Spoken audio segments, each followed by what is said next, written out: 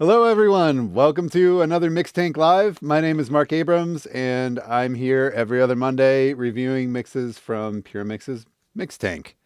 Awesome. Great to see so many familiar faces in the chat. We were talking in there a little bit ago, and awesome to see everybody. I just saw you guys commenting about the Browerize video, so we're going to talk about that in a second. To kick things off today, I'm going to give a couple announcements, and then we'll jump right into doing some mixes. So, if you haven't been here before, this is a Mix Tank takeover, and what that means is we will be talking about mixes submitted by the Puremix Pro members on puremix.net through Mixtank. Mixtank is awesome.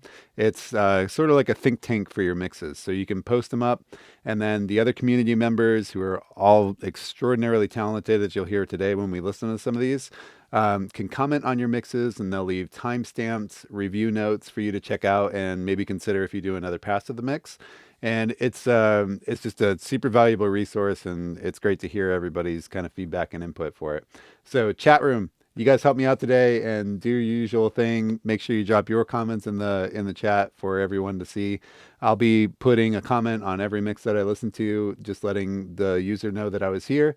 And when they go and watch the stream, if they're not here today, like watching live, then they'll see your comments as well, which is super useful. So make sure you guys comment. So on to announcements. First up, we have AES coming up. So AES 2022. If you're unfamiliar, it's kind of like the NAMM show, which is a huge freaking show that happens in Anaheim, California. Usually winter NAMM is in January. Then there's typically a summer NAMM. Everything got messed up with COVID, so it's all been different lately. And summer NAMM was in Anaheim, and there's no summer NAMM, but hopefully it will all come back to normal soon. AES is back. This is the 153rd AES show.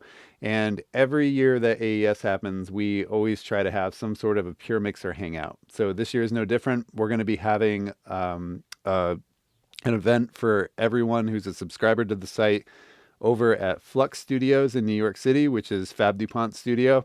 It's where a lot of the videos that you see on the site are filmed. And this year is going to be pretty exciting because since we haven't gotten to do this in 2 years, there's been a lot of changes at Flux, including 2 new studios. So there's a new room called the Transporter Room, and there is now a completely decked out Focal Atmos mixing room. It's if you've ever been to Flux before and you saw the dungeon, they converted the dungeon into a full-on Atmos room, and it's insane. So definitely swing by to check that out. After we see all the rooms, very important too, Fab completely redid his room. So if you've ever been before and you saw Fab's room and got to listen on his monitoring environment and everything, it's totally different now. It's updated. He 180'd the room and he faces the other direction now, and there's all kinds of a new acoustic treatment. He's got new monitors in there, and it's amazing.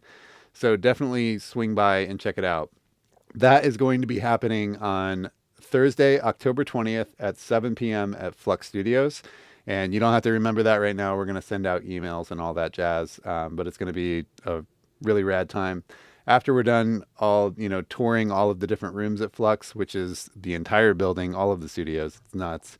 We're going to go up to the roof, weather permitting, of course. And we're going to have some of that famous bubbly stuff that Fab likes to get every year. So it's going to be a good hang, and it's great to meet all the other community members, and we all get to talk in person. I'm excited because that's a lot more fun than when I'm talking at a camera right now and we're not having a two-way conversation. So let's hang out in New York, October 20th, 7 p.m., Flux Studios. Otherwise, we have a new video on the site from Michael Brower. This is him teaching his Browerize technique, which it's always been a super hot topic among sort of a niche group of audio engineers about what Michael does with multiple parallel bus compression techniques.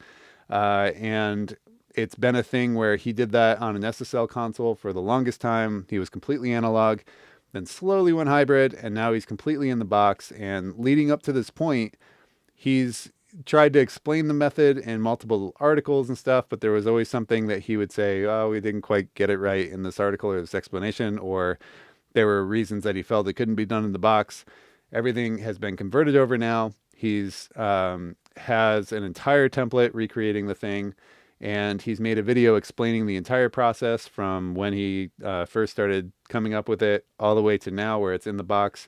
Then he goes through the entire Pro Tools template, and it's available for you guys to download on the site. So if you go to the video page, go down to exercise files, click it, you'll download his exact template. It's really cool.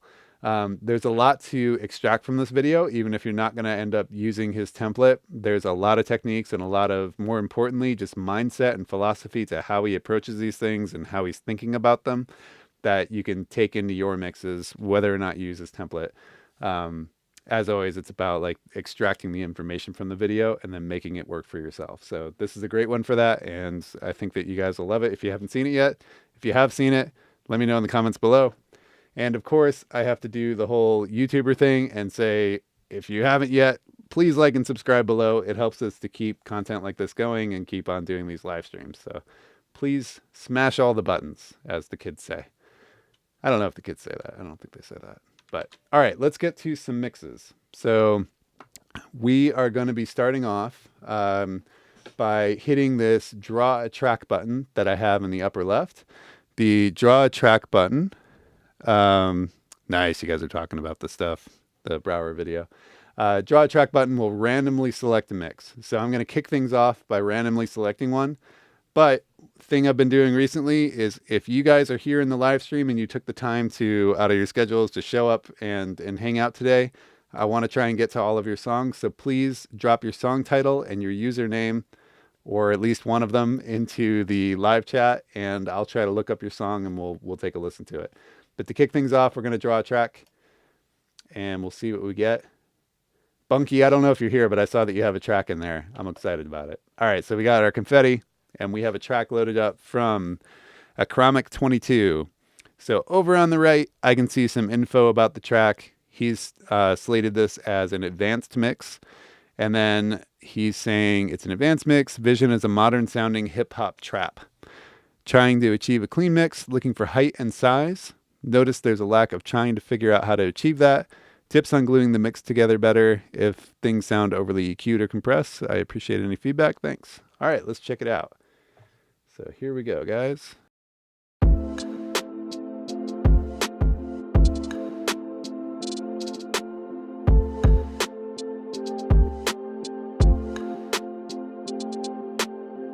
Here we are, I thought we never meet again. Shook your hand, we agreed to end as friends. Future bright seemed to end before began. Trouble with the promise, now you're back to cause some problems. Should've known, TikTok. Hit the bottle, wasted time passes, keep me at the bottom. I struggle with my voices, listen to the choices, and I'm falling deeper into depression, and it won't stop. It won't stop, it won't stop. Till I pick my head up, but who knows when that's up. So I keep the pushing, grinding like the old line. Figure out these X's and O's, how they intertwine. And life makes sense, and I'm not always tense. Hope to find my way, pray things will go my way. Sometimes I wonder if I just ask too much, be happy what I'm giving. But is that really living? Backs against the wall, here we go again. All the doubt inside, here we go again. All the fight that's left, that's strained from my soul. I'm down at the bottom, drowning in with my problems. Here we go again. Here we go again. All the fight that's left, that's strained from my soul. I'm down at the bottom, drowning in with my problems. Sick and tired, this is always just an understatement. I'm tired of learning lessons, where I'm headed, future's guessing. My mind it wanders, never resting in this rat race. We all work hard, but eventually we're all just replaced. And time has shown what I know, I'm still a Joe. So without a hustler's mind, I'm quiet, get left behind. So what the hell to do? My voice just hits a few. So in the back of my mind, my story always ends up screwed. I guess I'll keep on going, hoping to just get a chance and be like Mike and pushing for my last dance. I guess I'll never stop, my mind will just keep sitting stressing. Anxiety keeps me from ever truly ever resting. So lately all I am is just mostly pissed, cause in the end I just can't live with all the fucking what ifs. Cause lately in the end I just can't live with all the fucking what ifs.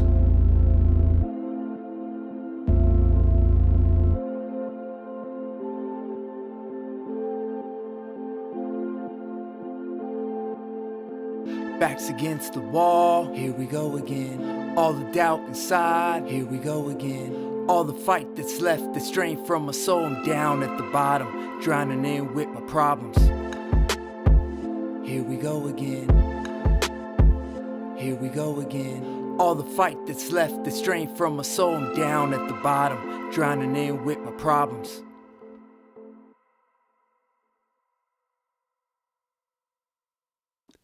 Awesome, man. I dig your logo too. I'm gonna call you Will, because calling you a Chromic seems weird. Calling you a Chromic 22 seems even weirder. So Will, thank you for submitting. That's awesome. Great job on it. So some of the things that you mentioned are you're looking for a clean mix, you're looking for height and size, and you feel like there's a lack of those. So I'll talk about those, and then you have you're looking for tips on gluing the mix together. Or if things sound overly cute or compressed.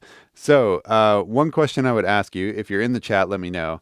I'm wondering if this is a 2-track beat that you got off the internet, or if it's something that you made yourself, and you're mixing the beat as well, more than just dealing with the 2-track off of like, downloading it from a beat site or something like that. That will, kind of change how I'd respond to it. But if you don't respond in the chat, I'll try to comment on both of those quickly. So first thing that jumps out to me is you have a good sounding vocal to start with here. It's a bit dry, and it's as a result very forward in the mix, and it doesn't feel overly glued, which is I think the thing that you're hearing when you say that you're looking for tips to glue the mix together better. So the vocal being dry, loud, and kind of sitting on top of the mix like that makes them feel separated. So when I'm sitting in between my speakers, looking forward at my wall, which has a screen on it, I'm hearing a couple things. I hear like the beat, if you can imagine that being on the TV, and then on the TV, I guess I got to go backwards for the camera, and then the vocal sits like right here for me, right? So they don't feel like very attached, and then it kind of feels like there's nothing in between it. So they just feel like separate beats kind of in the background, and then you got this thing. Every once in a while, there's really cool moments that happen in the instrumental that pop out of the speakers, and I actually think that they do achieve some of the height thing that you're talking about. I think some of that was done pretty well. Front to back, though, I feel like there's a lot of range there, and it's not feeling together or cohesive. So a couple things that I would try with this, like on the vocal, you don't always have to swim everything in reverb, and I know you have an ad lib in there that's got some verb on it. But there's other effects you can use to try and add size to a vocal, or a little bit of spreading, and make it sort of congeal better with the rest of the mix. I don't like that word, congeal. But so a couple of things that I'll do on tracks. I like to do like a slap delays, right? Not necessarily audible slap delays. Like one thing that I'll do a lot of times, it seems to work for me very often, is like a 16th slap delay. I typically like Echo Boy because I can get something that's kind of dark and saturated, and I'll tuck it up underneath the vocal, but not in a way where like I want to hear a 16th slap. It just does something to sort of make the vocal, in this case, we'll talk about balance in a second because it's more important than this, but it makes the vocal pop forward a little bit for me. And the reason it does that is because of contrast, right? So now if I have a vocal here, now I have something going on back here, and that establishes depth, right? So if you think of depth of field, you can't have something that's close to you without something being far away, right? Or you can't have something in music, we can't have something that's bright necessarily. Well, we can, but having something that's dark and then having something that's bright, you developed like a comparison between those two sources, right? So that's kind of the idea, is like creating something that's a little bit behind it. And then more importantly, though, I think that the vocal is just too loud. So if you just bring that down, that's also going to help these two things glue together. That's probably more important. If you are mixing on headphones, vocal level is for me one of the hardest things to get on headphones. So properly set up speakers is a godsend for getting vocal levels tuned in. Another thing that can help with that is if you have small, crappy speakers. I don't know if I can pick them up right now without knocking some stuff over. Probably here. I'll unplug this one. I have these little speakers. This isn't like a brand endorsement, but this is a speaker from a company called iLoud. And they're just these little tiny speakers that sound really good. They're not loud. Fab has a joke about them that they should be called I good, not I loud. But basically they're like computer speakers that you could get anywhere, right? And I'll switch over to these from my main monitors when I just want to hear something smaller. But it also helps me figure out things like vocal level because it's such a tinier mid-range focused speaker that I can kind of lock in on things like that a little bit better. So one thing you could do if you're on speakers, turn them down. That will expose anything that's really loud and separated from the mix. You can sort of make finer adjustments to the balance when your levels are low. If you're on headphones, you could try, again, like listening at a quieter volume. But also just if you have a Bluetooth speaker or something like that, check it out on there and just see how it's translating on other things. As far as size goes, there's some things that I like to do as well. So again, like slap delays are something that you can use to add width to a vocal without getting overly affected. Really tight slap delays. I also really like micro shift from Sound Toys. That's one that will give you some width on the vocal. I was on the instrumental track in verse 2 when you have the 808 come in. The H910 is something like if I was mixing this track, I would try out doing a send return kind of setup on an H910 and just sending a little of that 808 to just get it to bloom a little bit in the speakers and add a little bit of size to it. The other comment I have is when going from the beginning to the end of a mix, one thing that I'm always listening for is, does this maintain momentum? So if at any point I feel like the track slows down or stops in a way that doesn't serve the song, I'll know that I have to do something with the mix to add some excitement and just kind of pop it forward. In this one, I felt like that at the end of the song, the outro of the song, we came out of this exciting chorus and then we dropped down and there's a lower verse to it. And it felt like it just kind of slowed down a little bit. So one of the things I'll do to try and maintain momentum is develop what I call like scene changes between verses and choruses and bridges and all that, just to add a new element of something every time that we get to a new section of the song. So that's, sort of basic stuff. The other thing on the vocal, I think it could possibly use a little bit more compression just to kind of control it and tuck it in a little bit better. But I think that your number one thing is just getting a good balance between the beat and that vocal. If you are, yes, thanks. Primetime, H910 harmonizer. That's the one I'm talking about. It's from Eventide. Sorry, I just said H910 as though that was common knowledge. But yeah, cool. And if you, oh, great. I see a lot of people are on with songs today. If you did mix the instrumental, you could try that on the bass. If you got a 2-track and you're trying to deal with that, you might mess around a little bit with like some parallel compression to add some excitement to the beat. You can still chop things and add effects to a beat, even if it's just a 2-track. So just try to get creative with it and see if there's something you can do to add these scene changes and all that without necessarily overcooking it. So I hope that that's useful. I'm going to drop a comment here. Hold on one moment. Let me go grab my link. Nope. Don't want to open that. Okay, and then I'm going to check out some mixes from people that are in the chat. So we'll go back, and I'm going to just leave my comment at the bottom. So Mark was here. There we go. Except it didn't save it. Save it. All right, perfect. And let's see who we got here. So let me scroll up a little bit, and we'll see what we have. Thanks, everybody, for being here. This is great. Oh, Kenneth Wright's here. He's the alien from Saturn. Martin with the transporter room comment.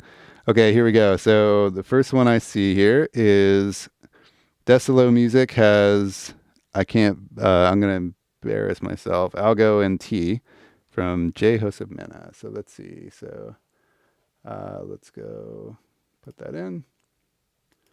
Let me try and type it the way I see it. Algo. There it is. All right, let's check it out.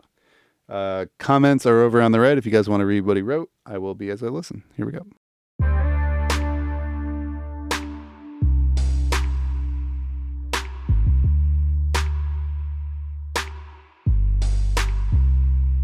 En mi mente es algo como yo te puedo decir.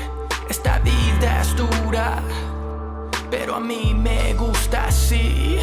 Que me digan lo que digan, solo soy lo que soy. Y la gente está buscando que hagas un error. Todos sufrimos, pero pocos saben vivir. Hold on, I can't go past that without commenting on it. Listen to the decay on the reverb going into this next section. I think this is really well done. So here we go. Que hagas un error. Todos sufrimos. It's timed out perfectly across that rest. Great job, Joseph. Just I didn't want to go past that without pointing it out. Here we go. Pero pocos saben vivir. No sean tontos, todos se van a morir. Y por eso yo canto, sonrío y siempre soy feliz. No estés buscando algo que está en ti. Por eso yo canto, sonrío y siempre soy feliz. No estés buscando algo que está en ti. He llorado miles veces por la gente y todo lo que he aprendido, que tienes que amar la soledad. Porque me llama el diablo y se ríe. Mi mente es algo, me hace sufrir. Yo le digo en la cara que en esta alma no puede vivir. Yo no le tengo miedo, yo no sé qué es. Es algo dentro de mí que me dice que no voy a vivir así. Tengo el amor, el motivo, haz que siempre brille el sol, que honor está vivo, alegría, puedes, tienes todo control. Y por eso yo canto, sonrío y siempre soy feliz. No estés buscando algo que está en ti. Por eso yo canto, sonrío y siempre soy feliz. No estés buscando algo que está en ti.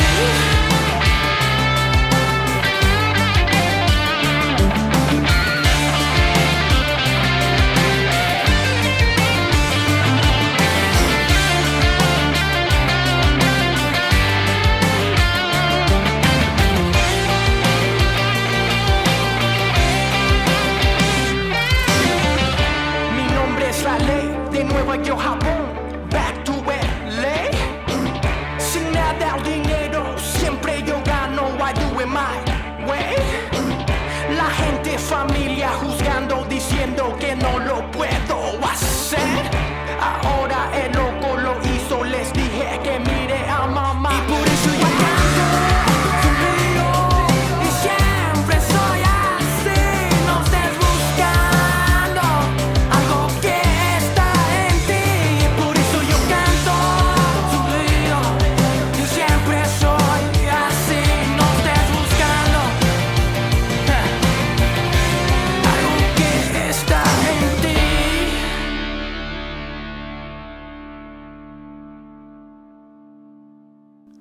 Awesome, man. I just want to listen to another section really quick again and check one thought I had. So hold on. Sonrío y siempre soy feliz. No estés buscando algo que está en ti.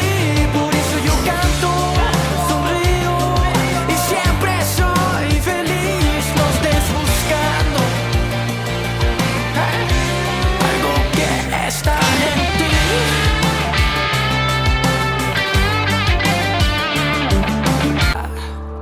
Pero a mí me gusta así. Que me diga porque me llama el diablo y se ríe. Mi mente es algo. Soy feliz, no de eso yo canto en ti. Por Okay, cool. Sorry for skipping around there at the end, but I wanted to kind of needle drop and see a couple things in there. So, great job on this. Again, like I love that reverb that you had leading from the first verse into the chorus. That was killer. I love things like that because it feels when the rest of the track kind of leaves and there's this lingering thing, it feels like everybody, like the floor drops out, right? And I don't know if you've ever been on like a roller coaster where you're like dangling from above, then all of a sudden they let you go and you just fall. that's how that feels to me musically, and it's awesome. I love it. It's a cool transition. So couple things, like in the beginning, we're starting off with electronic drums and everything's feeling really, really cool. And then you make a decision to translate into the acoustic or transition into acoustic drums on the chorus, which I thought was pretty interesting. I feel like I could hear two versions of the song and it would work either way, which speaks well to the song. Like it's well done in the sense that like multiple production styles would fit it. And I think it's kind of cool that you're merging these two genres in a way there. I think like a general comment on the vocal tone that you asked about, is it too bright? So when I'm listening to it, I have the sense that the top or the mid-range of the vocal is leaning forward, if that makes sense. Not sure. Yeah. So if this is, thinking front to back again. So I have a screen that I'm looking at with my, like, it's behind my speakers, and then my speakers are, so here's a TV screen, here's my speakers, and then, I'm out here or whatever. I feel like the vocal is doing this thing where it's like leaning forward out of the speakers, but only the high frequencies are out here and the low ones are down here. So, looking at it from the side or whatever, this is how the vocal feels to me. And there's a bit of the same texture that is making the vocal feel like it's kind of leaning forward across the whole thing, almost like there's an exciter on it. So one thing I might play with, that part of it feels a little bit bright to me, but it's making the whole mix feel a little bit just like it's got like a forward lean to it. It doesn't feel like a solid presentation. It feels like it's kind of skewed and like leaning forward, if that makes any sense whatsoever. That's kind of like how I'm interpreting it as I'm listening to it. So if you have some sort of plugin on it, like I know Sugar, if you push Sugar too hard in like the excite mode and kind of go beyond, it can do this thing that I'm hearing. I don't know that that's what you're using. There's a million things that could do this, but that's the basic kind of feel. It's just like a high-end saturation that's just kind of causing it to lean a little bit forward.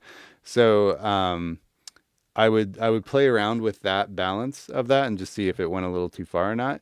As it goes on, I think that the balance feels good at low levels, at medium levels. It all felt really good to me.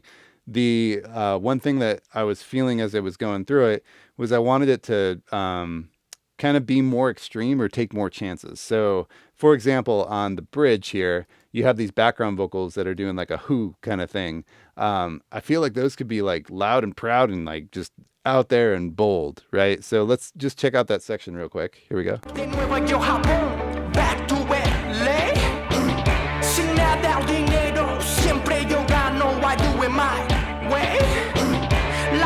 Familia juzgando diciendo que no lo puedo hacer. Ahora el loco lo hizo, les dije que mire a mamá.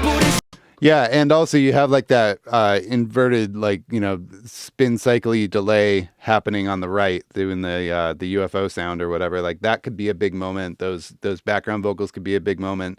This bridge where we're kind of doing this 4 on the floor with the kick thing, that could be in like a big room and extreme. The vocal has a ton of energy. It feels great. I love the performance of it, and I feel like the track needs to rise up to the same level and just be as exciting along with it. So that was kind of one thing throughout. It's just like more chances, not being too worried about things like I don't know, like all of the stuff I'm talking about right now, like is it too bright and all of that. Like what if you pushed it too far and just went kind of beyond the thought of like, am I getting a good mix versus like making it a super exciting presentation of the song. So I think like a couple more chances could be cool there. The same with the scream at the end that happens. I think it is here.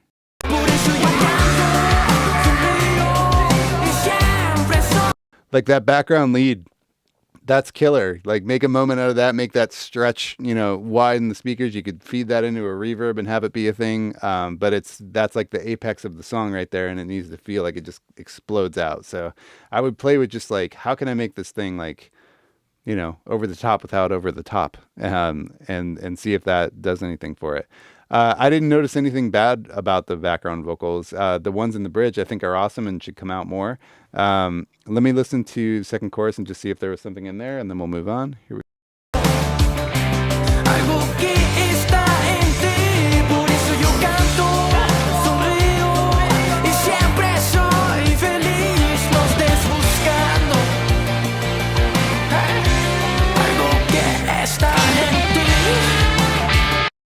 I'm not hearing any bad background vocals in there, and if they're in there, they could probably come up a little bit, unless you're just talking about the Who's at the bridge, which we kind of covered.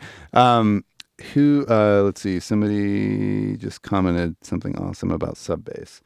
Daniel Siebert says some sub bass at the chorus. That would be awesome. Just like primetime, missing something low in the chorus. So yeah, that'd be something to check out arrangement wise, is like, let's get some bottom in that chorus. Like just doing like a Moog kind of sub bass thing going through the chorus, just pedaling along the chord notes, would add like some sub grit to it. I think that'd be pretty sweet. There was a plugin I came across recently, Hit Shaper plugin, sub kick or something. There's a million plugins that do this kind of thing, but I came across this one called Subkick, and basically it just adds a sine wave to your kick drum. And the reason that I like this one, besides it's only $28, which is nice, it adds a sine wave to it, but you can tweak the sustain and the release of it. And I've talked on Mixtank streams before about like how when you add sub to something, like a kick drum or whatever, if you use something like this and you add, something that's really long to it, you can completely mess up the groove, because if you have a tight kick drum, that has a note value, right? It has an extension, it has a decay to it. If you extend that decay out, now you're playing with the groove. You're extending the length of that note. So if you think about that in terms of a bass guitar, it's the difference between plucking a quarter note and holding a half note, right?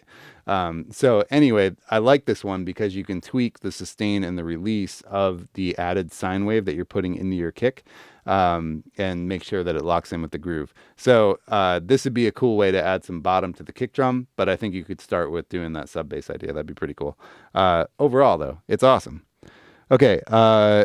Chris Finster has a question I want to answer real quick. So you say, sorry, I'm confused. Do I need to be a paying member to get a mix on the show, or am I missing the upload link? So Chris, this is for Puremix.net Pro members. If you're a subscriber, you can go to Puremix.net and then head over to Mixtank and you can upload a mix from there. Cool. And I think that we have like a 50% off sale going on right now. So this is probably like the best time ever to log or to get a membership and all that. It's half off. All right. Awesome. Cool.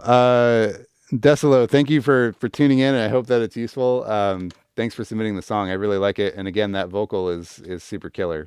So yeah, keep it up. And let me put in my comment here. Then I'm going to save it to the freaking notepad so I don't have to write it again. Mark was here. There we go. Even though you're here, you're in the chat. You saw it. But there you go anyway. Okay. So my good friend Bunky is in the stream today. So Bunky uploaded a track called Rescue Me. Bunky's awesome. I got to meet him. He's up in Detroit. Everybody look him up. He's great. He's a great guy. Very, very fun to talk to too. So, okay, this mix is in the early status, early mix, lots of live tracked instruments and mic bleed. So I'm trying to find a good balance in all of it. Appreciate any input. All right, here we go.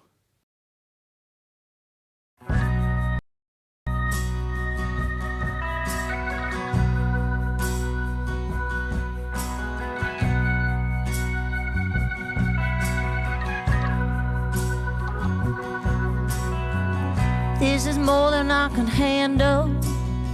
God gave me a heavy weight, carried on my back uphill each day.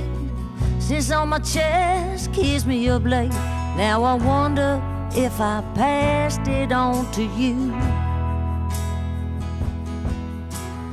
Would you even know just what to do?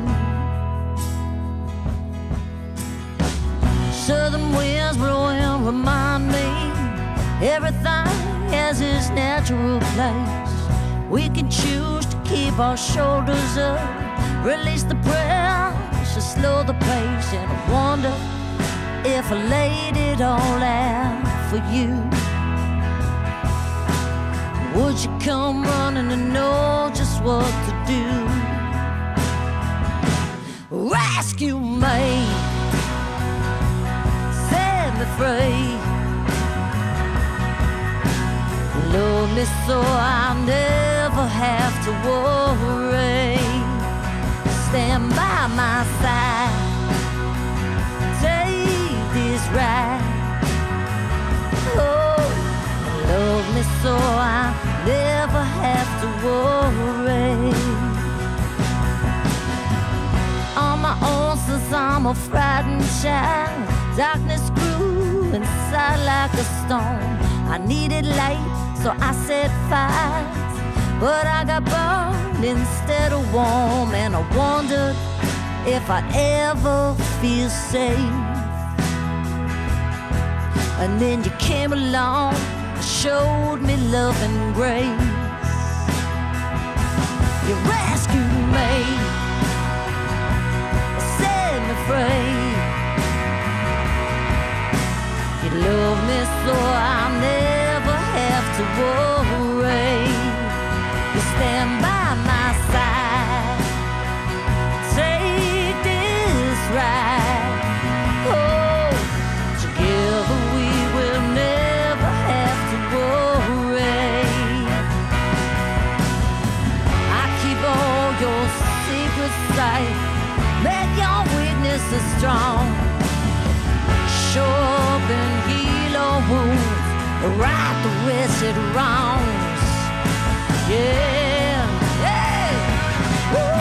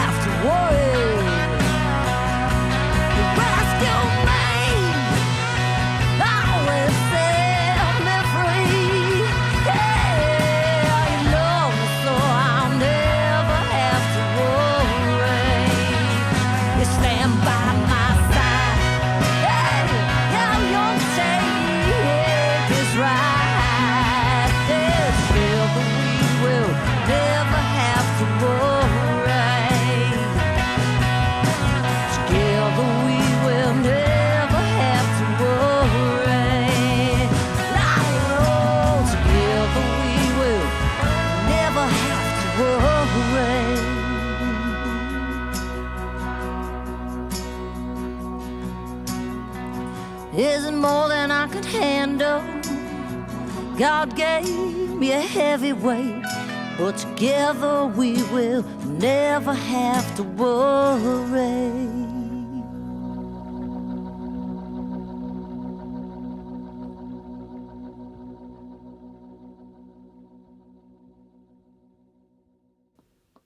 Never interrupt a Leslie as it's decaying. It's a golden rule. So good. So awesome, man. This is killer. Bunky said in the chat, what is it? So lucky.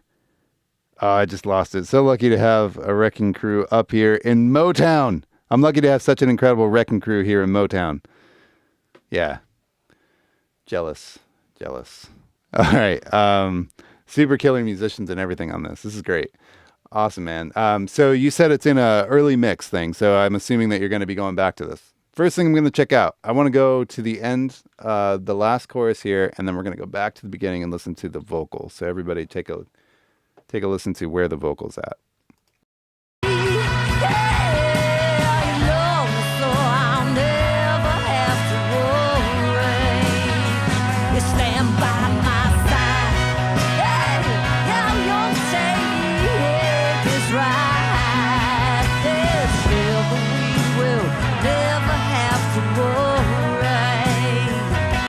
What a voice. All right, and then back here, let's go find a verse thing. Everything has its natural place. We can choose to keep our shoulders up, release the pressure, slow the pace, and I wonder if I laid it all out for you.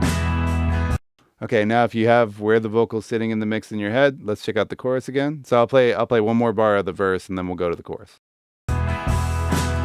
Would you come running to know just what to do?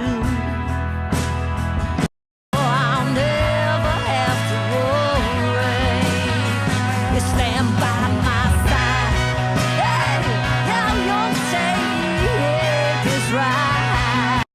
Okay, so this is what I'm hearing. So the vocal, as I was going through it, the first thought that I had was that I was kind of glued in on that lead vocal, and that it was a bit loud and on top of the mix. So again, put the speakers down at low level and listened, and it felt like the vocal was kind of just popping out of it and not attached to everybody else. Now, the reason I just did the needle drop between the verse and the last chorus is as I was doing that, the vocal level doesn't change to me, but the relative balance of it does, right? So the band's louder at the end. We got the horns killing, the B3's cranking wide open. Everybody's doing awesome Motown stuff in Bunky studio, and the vocal sounds balanced in there. But when we go back to the verse, it feels a little bit loud. So basically just some automation, right? But you're in an early mix, so totally get that.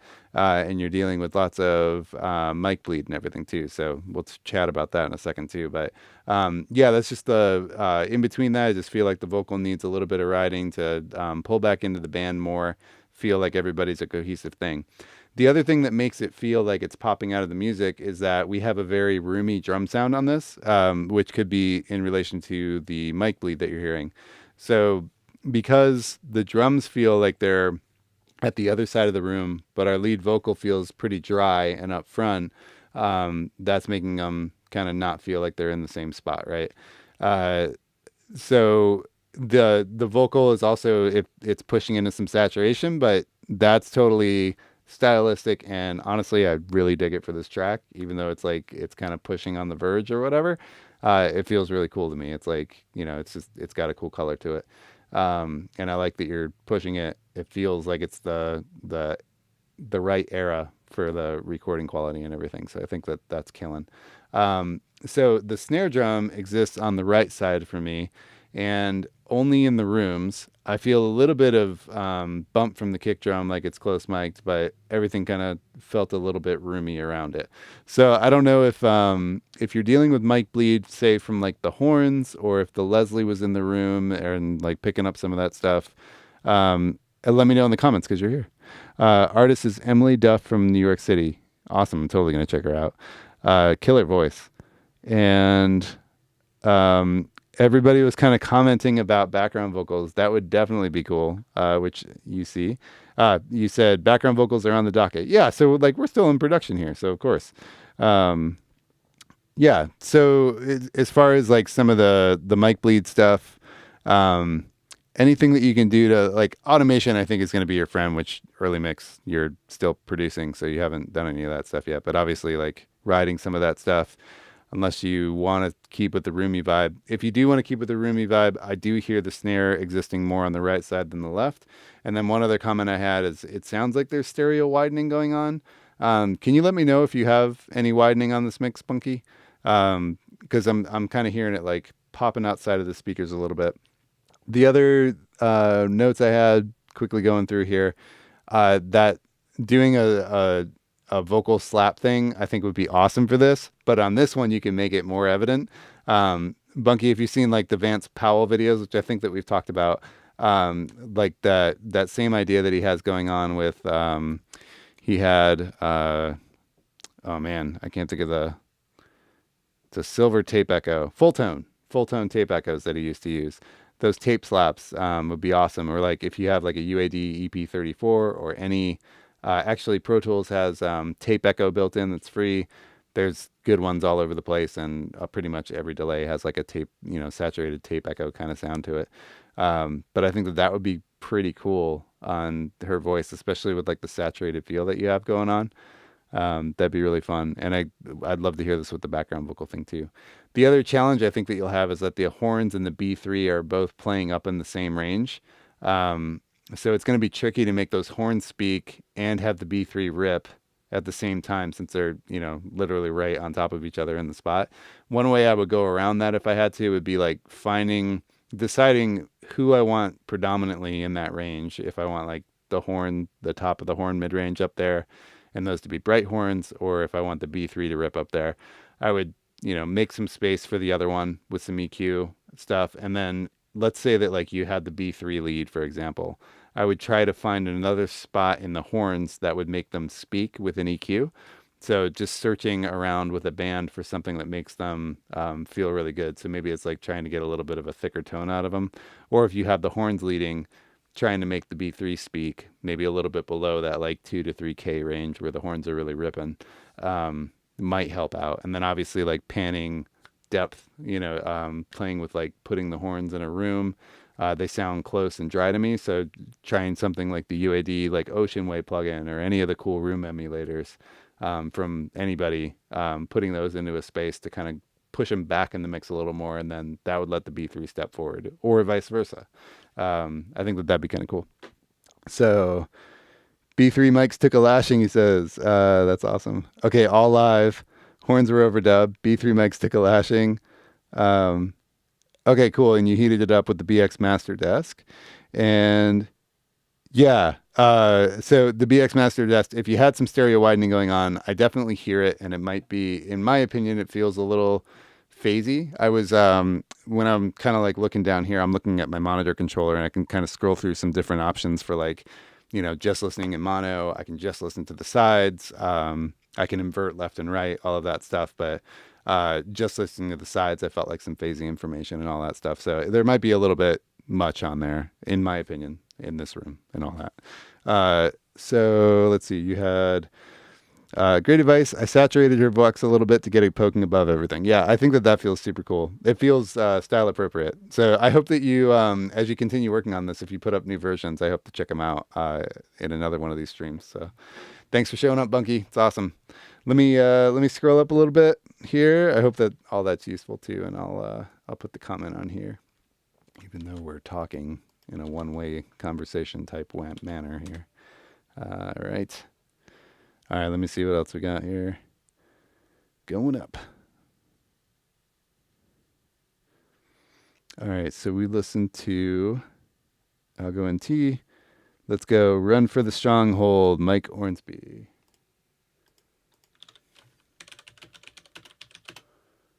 Boom. Studio Jaman, yes. Awesome. Always excited when I see your stuff on here.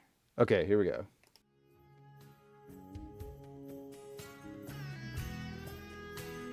I'm talking too much, guys. It's been like an hour and I've only gotten through a couple songs.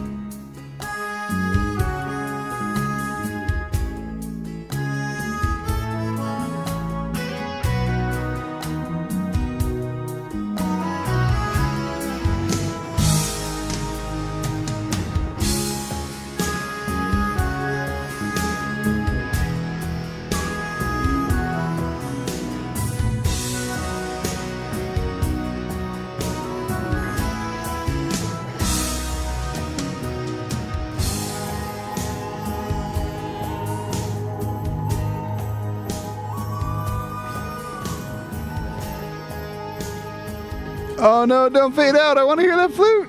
Don't fade out.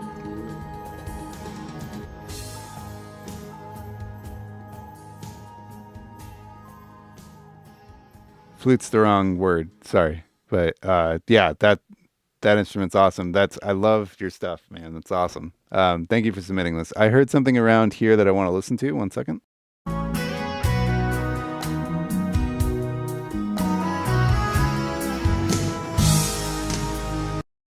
Okay, we're going to talk about reverb. That's most of the comments that have already been put here about the reverb. That's what I'm going to comment on mostly. And I want you to listen to the bass as it hits the downbeat here with the reverb on.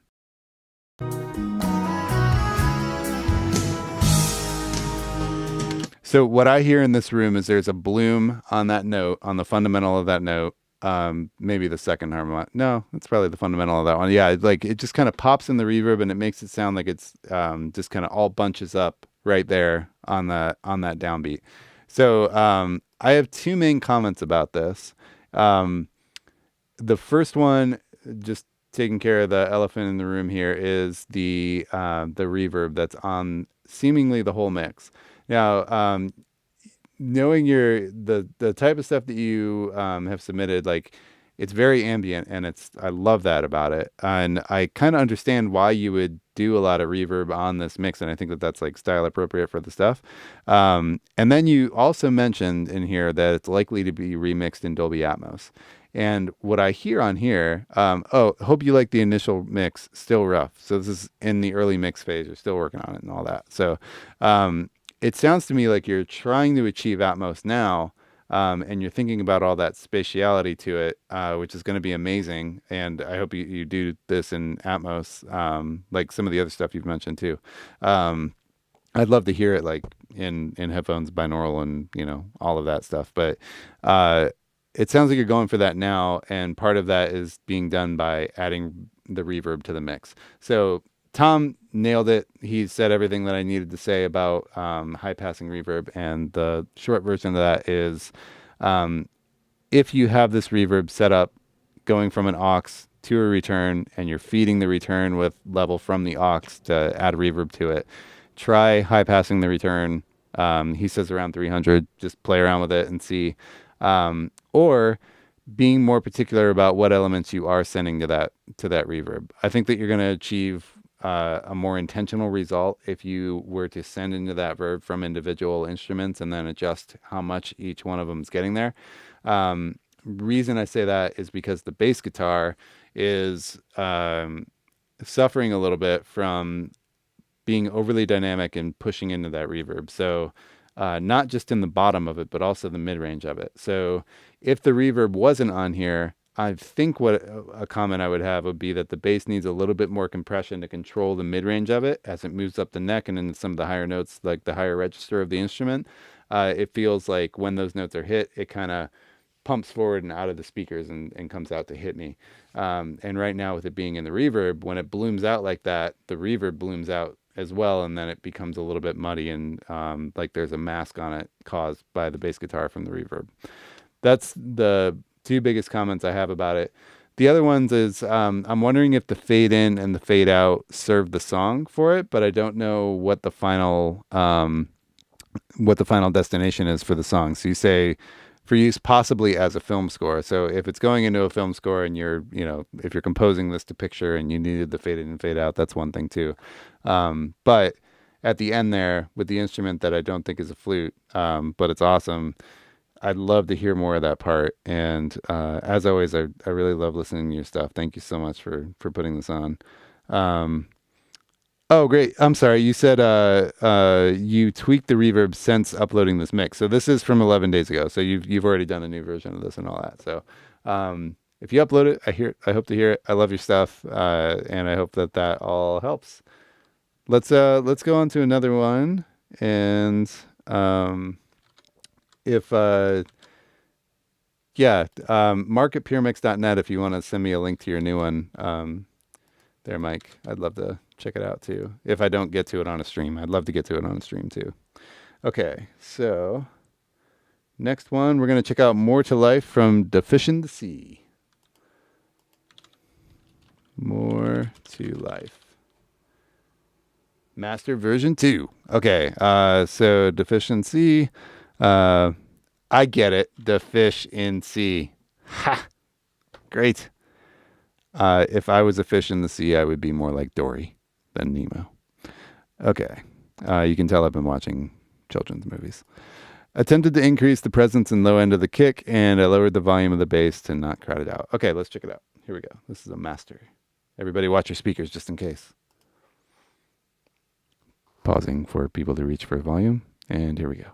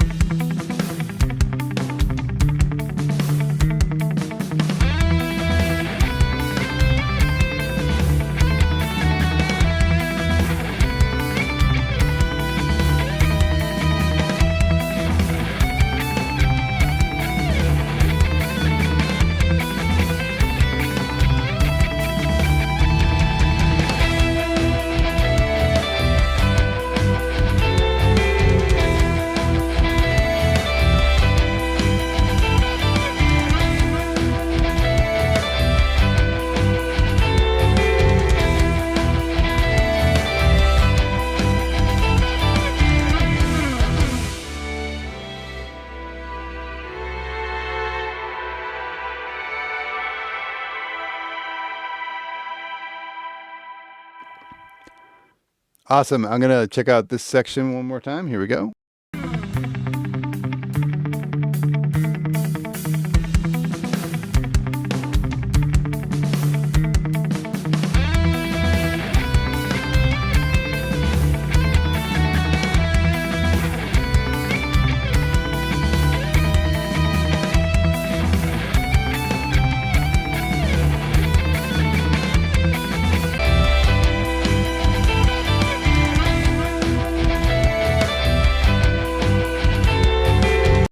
Okay, awesome. Great track. This is super cool. Some of those guitar lines and everything are just super awesome. Yeah, this is a fun one. Okay, so first thing that pumps out to me is, so you said you attempted to increase the presence of the low and the low end of the kick, and you lowered the volume of the bass to not crowd it out. So this is one of those not fun, like, chasing the tail, like off to the car sometimes, like the car test, go out to the car, come back, tweak, go out to the car, come back, tweak, go out to the car, come back, tweak, delete file, go watch TV, whatever. The low end thing can be tricky, right? I'm hearing a whole lot of sub on this kick. It's very big. It's got presence on it. You did those things for sure. Like, it has presence and low end, but it all feels too inflated and big to me. So the kick drum is the star of the show in this mix, basically, right? Not the song, but in the mix. So the bass guitar, I think the biggest thing I could focus on was that kick drum and then how it was feeling inside of the mix. The other thing I feel is on the snare drum. It's very sharp, like it is being compressed with a slow enough attack to smash the rest of the transient of the snare down. So I'm just hearing the initial attack of it, and then the snare's gone. And with the kick drum, with the extra stub on there, I hear it hit, and it's got a lot of length to it, right? So we have the attack from it, but it's also got a lot of length from all the low end and the sub on it. And if you look at one of the sections where you have some double bass rhythms happening, the reason that when you listen to a lot of metal music and it doesn't have a lot of bottom in the kick drum, and they're doing all these like, you know, crazy 30-second rips and all that stuff, like in not necessarily just speed metal, but any of that kind of stuff. They don't always have a lot of sub or a lot of low end because of, again, that like extension that can happen from sub. So as you add that stuff, it adds a length to the note. And if you think about the double bass rhythm that happens, the low end from the first attack, from the first note, is still blooming out as the beater's like hitting the second note in like the way that it feels mixed here. And it's kind of like it's muddying up the definition between those two notes. So instead of hearing like "bap," I'm hearing like a kind of thing. It just feels like slower and sluggish and kind of weighed down by it. So I think less bottom on the kick, but one way to kind of judge the low end stuff is, instead of approaching it from a sonic standpoint of, is my kick drum big enough? Think of it in a musical perspective of, what is the note length or the value of like the length of that kick drum on there? Is it too slow? Is it long? Is it not a quarter note? Is it is it not like a 16th and it's more like a eighth or something like that? So that's one way to kind of gauge some of that stuff on there. And that's really where we should be approaching a lot of this stuff from, is like thinking in terms of musicality and not just sonics. Like, is my kick drum huge and big, and does it punch me? It's like, well, does it serve the part and the musical, you know, intention of what's going on there, and also come out and punch me, you know? So yeah, I hope that that's useful. I like your decision on the bridge where I played it again to kind of push the snare to the back of the room and give it some depth there. That's pretty neat. I wasn't sure if I was hearing the snare pop out of that effect sometimes from the compression, but I think it was the beater attack of the kick drum. So there's some, like, as a listener, there's some confusion between what attack I'm hearing. Is it snare drum? Is it kick drum? If the snare drum is pushed to the back of the room and verby, then should the kick drum, you know, if we got the snare back here, should the kick drum be up here with a bunch of low end and the beater attack hitting you, but the snare's back here? My brain is trying to localize those things, and it can notice a difference in a cool way and be like, wow, that's creative, that's awesome. Or in a, that feels disconnected and not normal to me, and it's unsettling and pulling me out of the song. Not necessarily that it was doing that there, it's just a consideration to have. So cool. I hope that that's useful.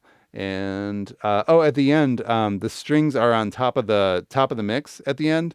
And as we're going through the song, this is like it's really, really awesome guitar playing. There's really cool parts there. So what I would ask myself as a mixer when I got to those parts is, what is the role of the strings? Are they supposed to be the focal point? They're the star, the spotlight's on them at that point in the song? Or are they just supposed to be noticed and add to the enormity of the track? Because this track does feel enormous to me, not just in the bottom of the kick or whatever. Like, forget all that. The actual arrangement and the piece of music that you're working on feels awesome, and it feels enormous. So are the strings just supposed to be adding to that, but the guitars are the star, or are the strings the star at that point? Right now, to me, my ear was telling me that I'm supposed to be listening to them as though they're the star. But the guitars are doing some crazy awesome stuff in the background. So it's like the strings came forward and they're like, let's play some long whole notes. Here we go. And the guitars are like, kind of like in black, like lighting's not really on them on stage, and they're jumping off the drum riser and like playing amazing licks, but the spotlights are on the string players, like playing the long notes up there. So that's just a consideration. If it is supposed to be that way, nailed it. And that's awesome. And that's like the fun part of this, that is completely subjective. Okay, let's go on to the next one. And let's see. Thanks for submitting that. Deficiency. I love that. That's brilliant username. Okay. I submitted Hope You're Happy to Mix Tank last night. So let's check out Hope You're Happy. Hope You're Happy. Okay, this is from Nico, and this is instrumental stems were a little hard to tame, especially because the bass and the organ pad were in the same stem. Thoughts on EQ moves, needed welcome, vocals and VG balance and EQ, and any random suggestions are welcome. Thanks for listening. Thanks for submitting. Here we go.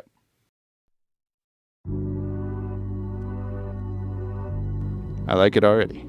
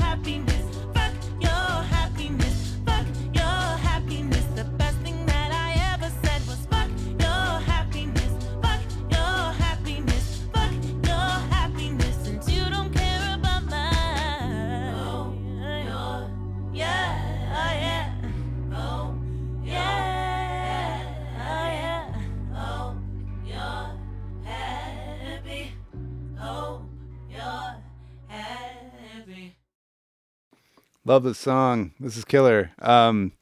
Nico, let me know in the comments if this is something you recorded. It said that you were working from some stems on it. Yeah, so curious where this came from. Great song. Let's listen to this section again because I freaked out when I heard it. It's awesome. It's right when the drums come back.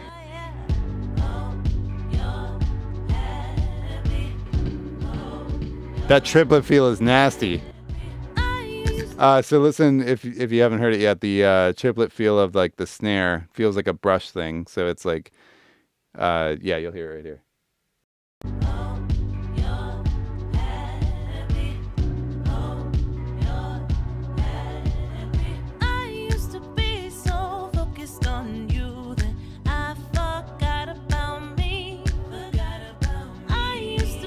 Yeah, that's super cool. I would I want to hear it more. It not necessarily a lot more because I love like how low it is. It's not really calling that much attention to itself. It just makes you like just groove right there. It's pretty sweet. Um, I would potentially automate an EQ to bring that up a little bit. I just find like a point where that speaks. If you bump it up a hair and see what it feels like coming up just a touch, but that's pretty awesome. Okay, sorry. I got really obsessed with that triplet feel. Okay, it says a advanced mix here, and you're looking for thoughts on EQ moves needed, vocals, BG balance, EQ. So I think I want to say the same kind of comment as the last mix, where what serves the song, and are we thinking about these things from a sonic perspective or a musical one? And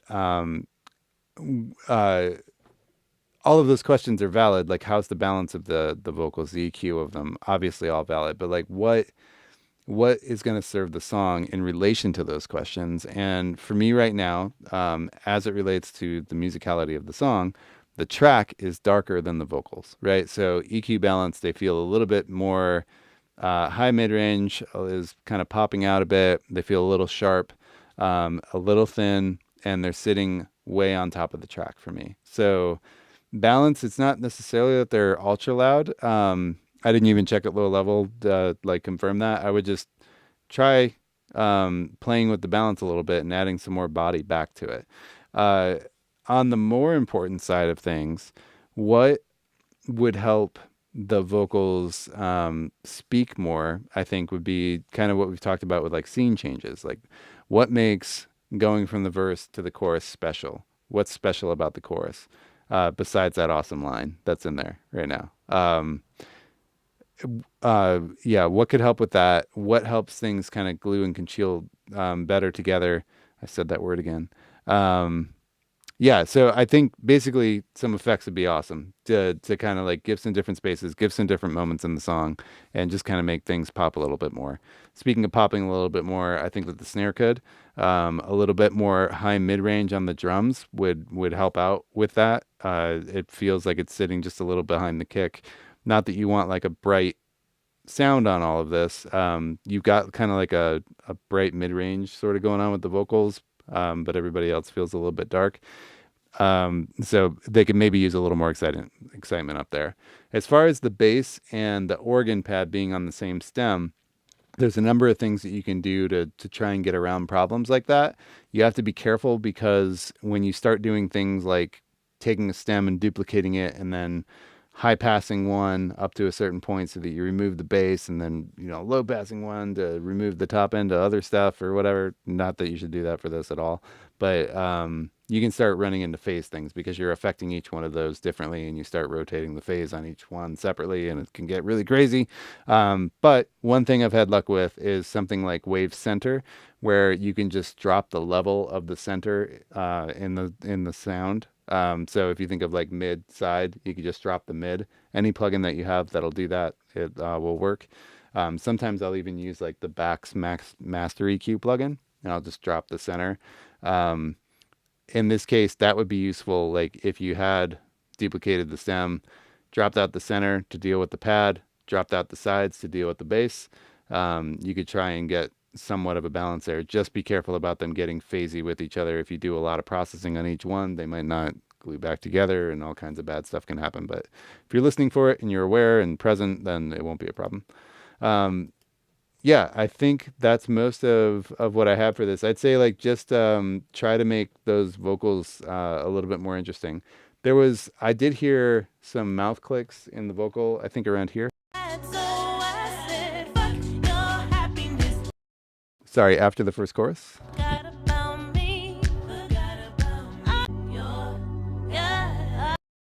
So right in here.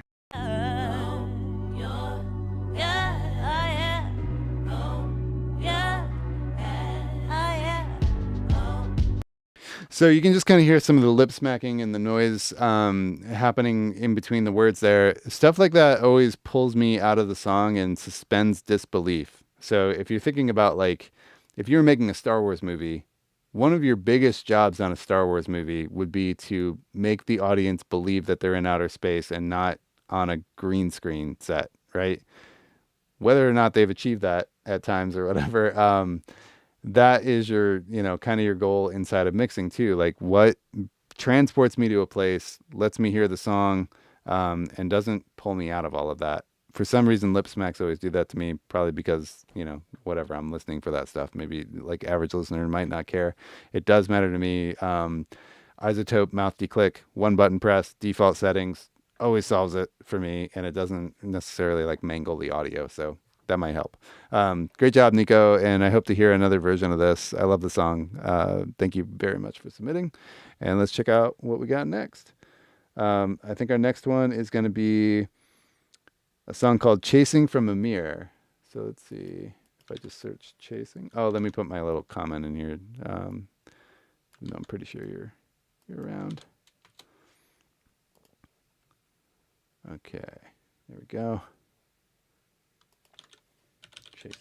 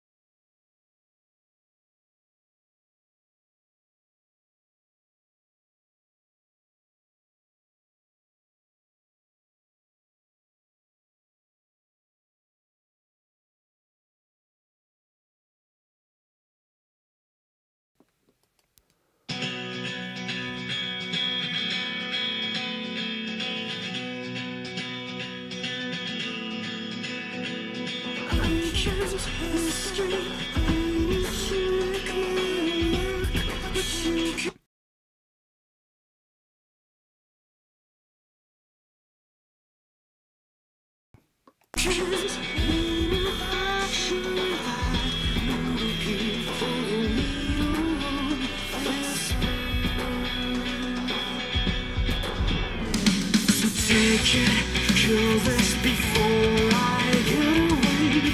I'm busy thinking how to fuck up again. But though how did I lose this game again? When will be mine? I'm so far away. Forever in a stay. Forever in a stay.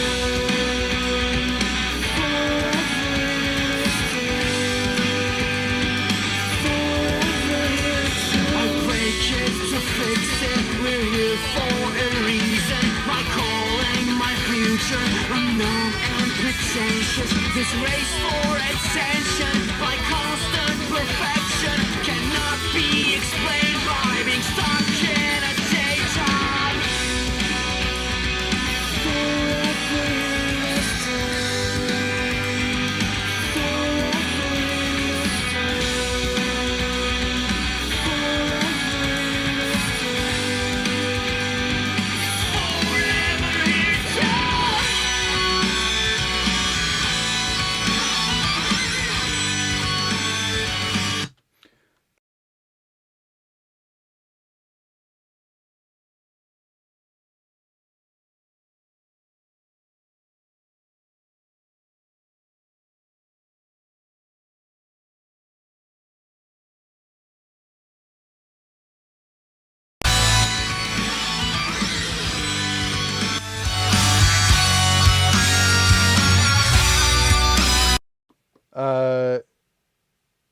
Okay, you guys are hearing two audio. Oh, my mic might have been off. Was I? Oh, look at that. I have my mic reversed. So I was, okay. Sorry, guys. It's my first day. You guys can leave mixed comments for me on this video. I have my mic inverted. So, all right, we're going to go back here. I want to listen to the intro. We're going to listen to it a little bit. I'm going to skip forward, and then I'm going to give you the comment that I just had my mic muted for. So here we go.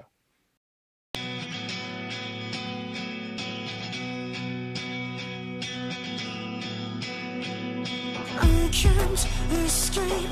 I need to make my own luck, but but you can't manufacture that.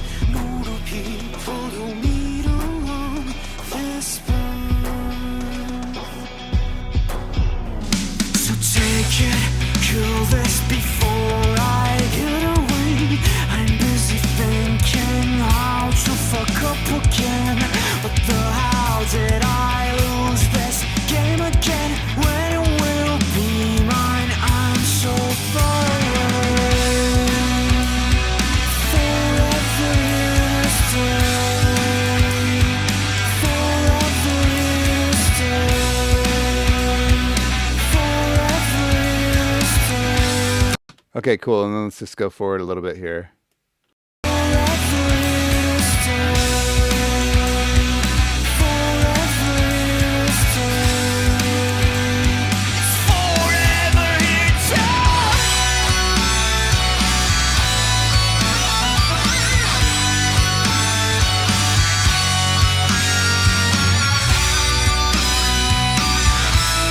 Okay. I want to talk about this solo thing. I'm going to skip forward here in a second. There's like an octaver thing. My mic's on. I see it. All right. So there's an octaver thing that feels like it's 2 octaves above maybe the solo that you have playing here. There's one harmonic in there that's like just kind of jutting out and really poking my ear. It's very aggressive. And there's something I hear in the intro that's very much like this. So we're going to talk about that in a second. I'm going to fast forward past this solo though. Yeah, not in an offensive way, but the solo is like meaning no offense. But the solo's uncomfortable to listen to because of that harmonic here. So I asked before, I don't think that you got to tell me because my mic was muted, but I was wondering what monitors you're listening on, or if you're on headphones. So let me know.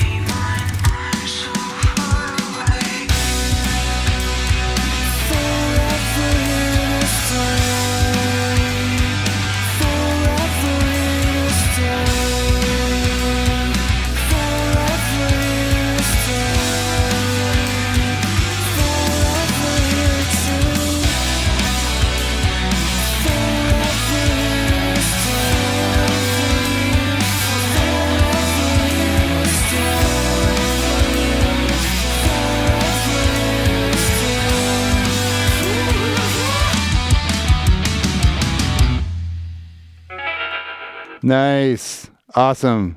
Very, very cool production. Cool song on here. Couple things to go over mix wise. So, tomfoolery's comments in here. I'm like paranoid about the mic being off now. All right. Tom's comments on here, I completely agree with all of them. And, I could basically just say that and move on, but, I'll elaborate a little bit. The mid-range thing that he's talking about being aggressive in that 1 to 3K, there's a lot of information going on up there, and everybody feels like they're highlighted or pushed EQ-wise there. Not necessarily like a stereo bus EQ, but like everybody's getting some added love in that area on an individual level. That's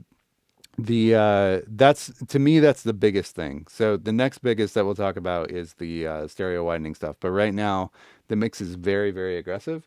So I'm wondering, Amir, you're on headphones. Awesome. Okay. So, I think that's what's going on here is like, this is a hard thing to get, anytime, but in headphones too. So, let me know what model headphones, not that it matters too much, but, let me know what model headphones. So, I don't think that you're hearing an accurate representation of what's going on with it. And you can't make good decisions without, proper monitoring. There's nothing more important. No plugin, no compressor, whatever, no whatever. No anything is more important than your speakers and your monitoring environment, period. You can do amazing things with the stock stuff in GarageBand with amazing monitors. So yeah, number one is that. I don't think that you're getting to enjoy working on this stuff or hearing enough of it. So yeah, super great track. Okay, so not like, because the other thing about this is there's a lot of really good stuff that is going on inside of this mix. Like you have really good stuff that you know what you're doing, and then there's this mid-range component to it that is just telling that you can't hear some of the stuff. In my humble opinion, and all that stuff. Um, Going back to the intro, there's a couple of comments on the phasiness of it, some in the chat too. So listening, okay, so 1990s, DT 1990 biodynamic open headphones. Okay, so I'm wondering if you listen to say like another artist that you love. This is where reference mixes are super handy, right? Listen to another artist that you really, really love on those same headphones, and then come back to your mix and see if you feel like there's a push in the upper mids that could be construed as like harsh, and do it at like a moderate level, not super loud, not super quiet, just kind of moderate, like comfortable listening level. So put on one of your favorite mixes, listen to it like at a fun level that isn't blowing your head off, and then come back and listen to this one and see if see if this feels fatiguing to you or not.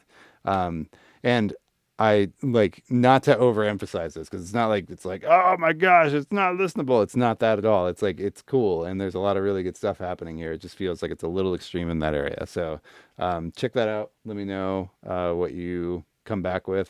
Maybe in the comments on this, I'm gonna drop mine on here so I get notified. Let's go back to the intro. There was a couple comments from people that it feels like it's out of phase here.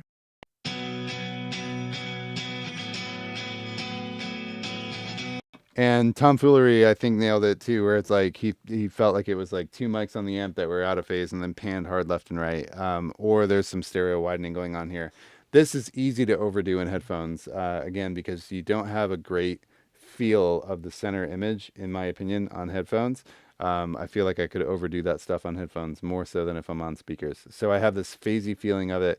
And if I sum this down to mono, things go away real fast. So there's something going on with the stereo widening and how you have possibly multiple mics panned, if that's the case, and the phase of those sources.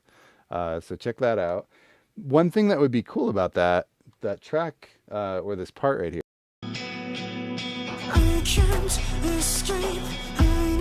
if this was not a stereo thing and it was like a mono point source and it was just kind of sitting off to one of the sides, right? When everybody else comes in, it's going to feel even bigger, because right now this guitar is establishing the sides of the mix. It's telling you the edges of the canvas, if you will. So when everybody else comes in, there's nowhere to go because it's already on the edges, right? We can't make the canvas bigger. We can get louder and we can get more dense, but we can't really go wider, and we can't, expand out as the song goes on, basically.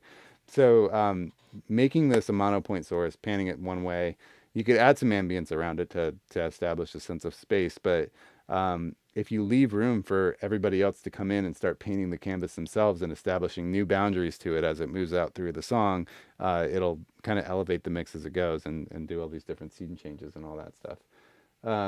Okay, cool. You said use the Logic stereo imaging plugin in the intro. It sounded cool. Yeah, awesome. And like that's the best reason to use something, right? Like, it sounds cool. If it sounds cool to you in that time, in that moment, for you, it's cool, and that's awesome. I'm hearing like a phase thing that's causing an issue, but listen to it. And if you have a way, actually in Logic, if you could just take the pan knobs and put them both up the center without taking that plugin off, listen to what happens to it if it collapses. So basically, listen to your mix in mono and see if it still holds up to it. And of course, the argument is, who's going to listen in mono? Anybody with an Apple HomePod, I think. I don't think that thing's stereo. It's probably stereo. I don't know. Anyway, there's people that'll listen in mono. But yeah, just I think more importantly, though, leaving some edge around the canvas to kind of expand things out would be cool.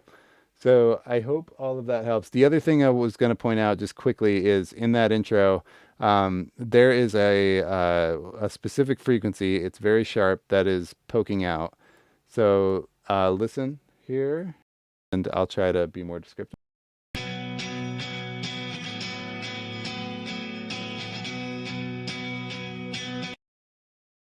I can't whistle that high.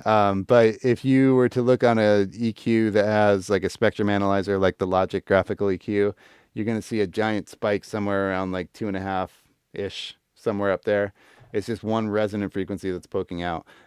You can try. I don't feel it moving around as the notes change. So it's just kind of ringing in the sound of it.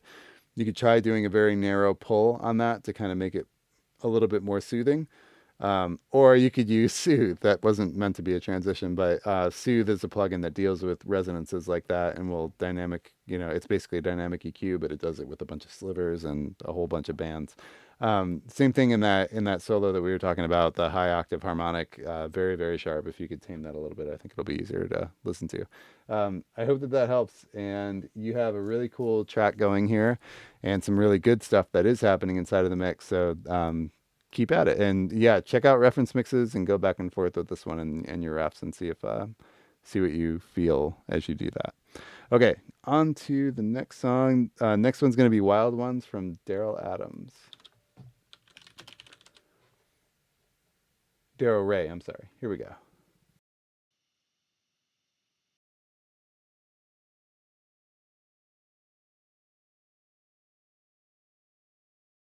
Loading. Here we go.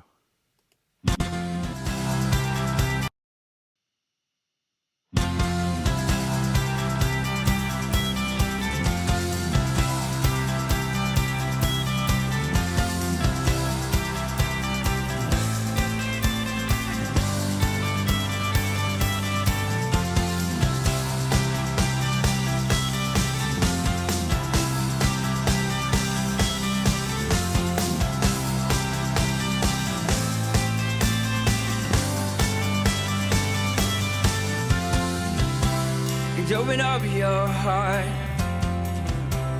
open up your mind. Don't let them keep you trapped inside. They'll never understand the way that you raise your hands. They'll never know just who you are. So keep your head up, keep your eyes in front. I know where you're coming from. Don't be afraid. Go ahead and fall in love. Run with the wild ones. There's so much you haven't done. It's not too late to settle all your debts. Kiss the ones you love and dance like you're really having fun. And don't be afraid to fall. Go out and risk it all. And don't be afraid of who you are.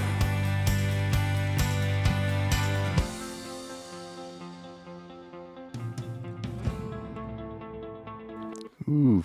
Oh, hey, what happened there? Let me go back to the bridge. I was just going to say that there's cool Phoenix vibes here, but...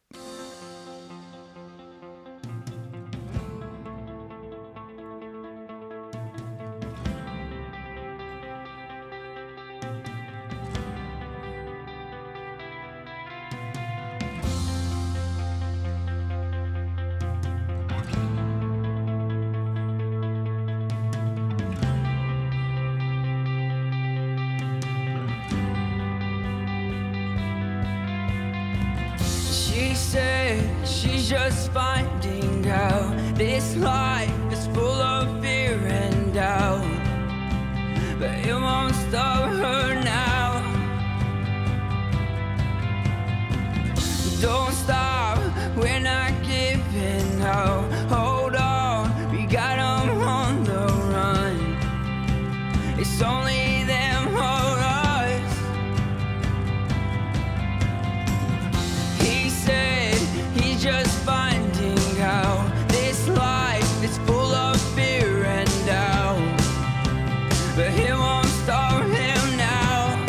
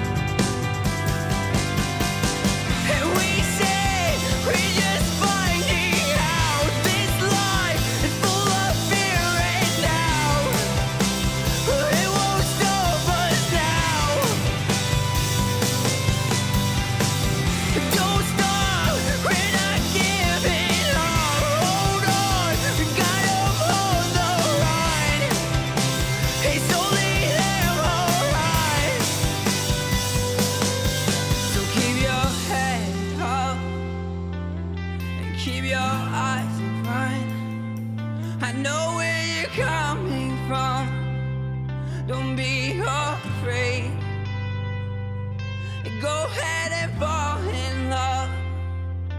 Run with the wild ones. It's so much you haven't done. It's not too late.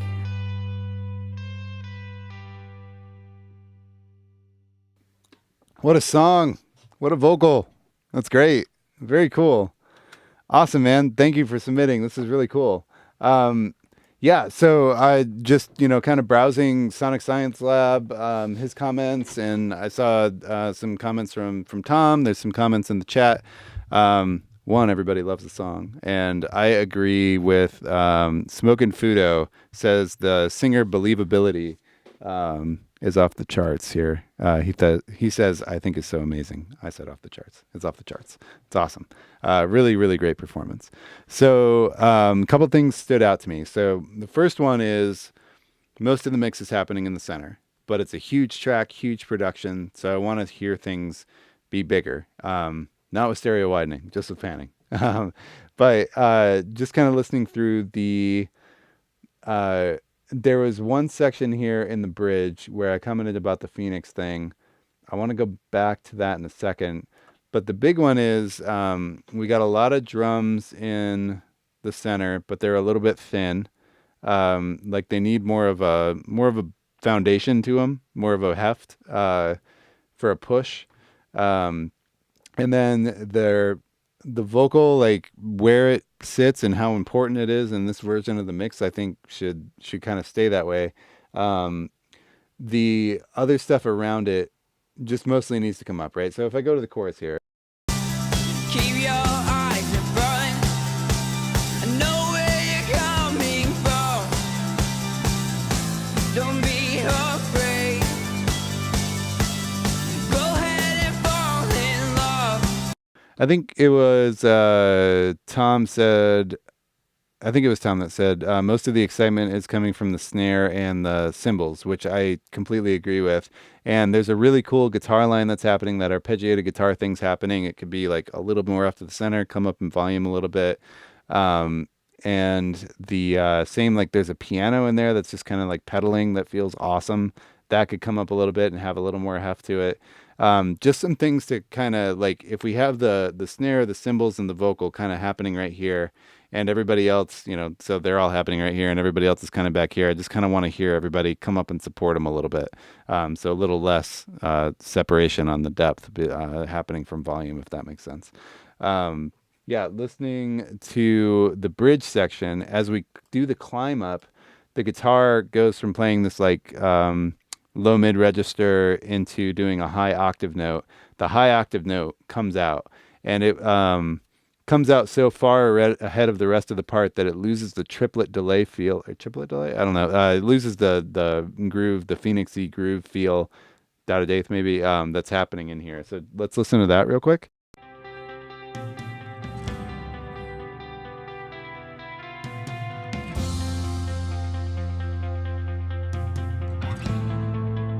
So up here, it'll do the high note.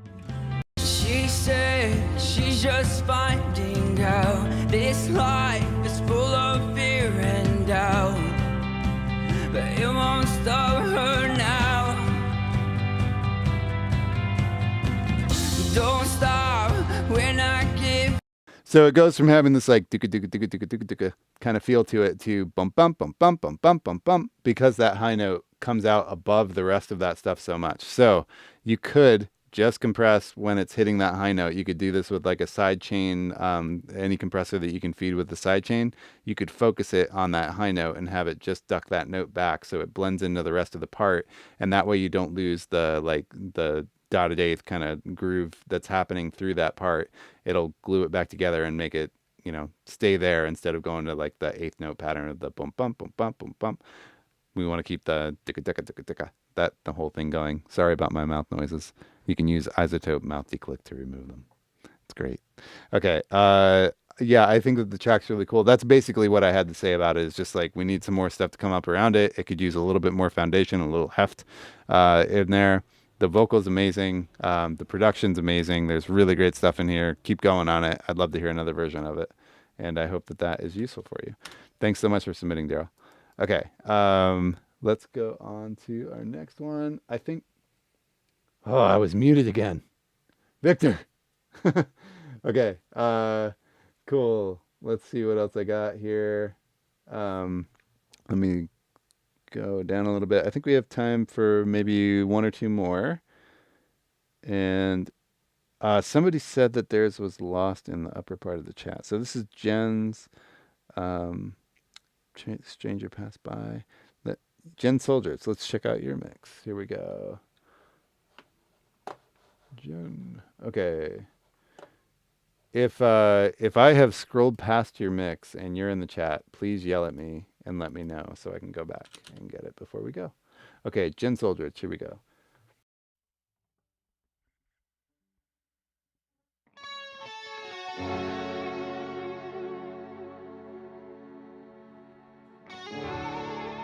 You got it, Primetime. And Mariano, got you. Art of Mixing, got you. Cool.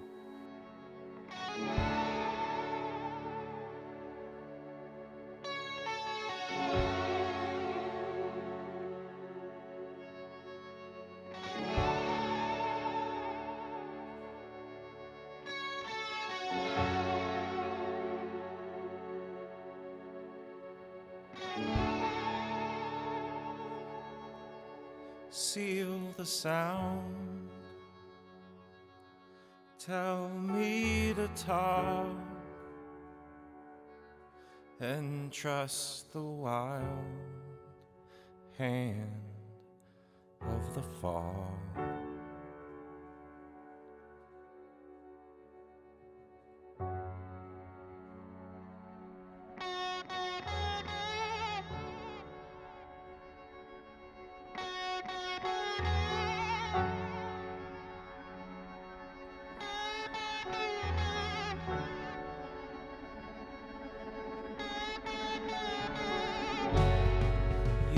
Mistakes. So Jen, I'm gonna make a comment here, just about just a creative thought that I have, and like this is creative, it's completely subjective. So the thought I had mix wise when it was in this section here was the guitar is right up the center. It's very mono, and then there's a delay that happens behind it, and it kind of goes away from you, right? Which is super cool. But I was thinking like, there's not a lot happening on the sides here. This should be wider. But then I was thinking, well, like, what do you say to make it wider, right? Like add reverb or, some space to it or do a micro shift thing or whatever. It's like eventually it kind of gets boring, right? So I had a creative thought, and it was just as those delay happens. So let's listen to it one more time here.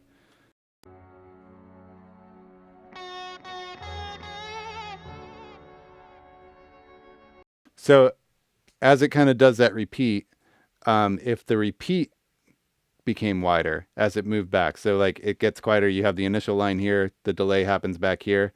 If the first one was a little bit wider, the next one a little bit wider, the next one a little bit wider than that. Again, we're like painting the canvas, so you get this like motion of this as you're moving away from the listener or whatever. More hand talking. But yeah, that was kind of an idea I had. So my initial thought was like, oh, it needs to be wider here. There needs to be some more space, but that would be one way of doing it. Hopefully with not being cheesy, but yeah, here you go.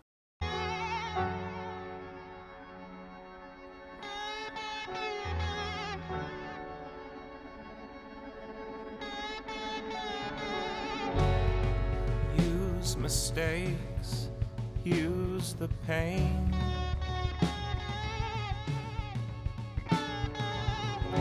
The infernal vision finally fades.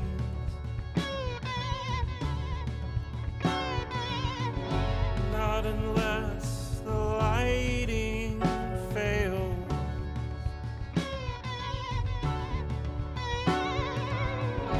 Not unless the beating still. He follows the light down into the sand, and it shines in his hand. It shines right on command.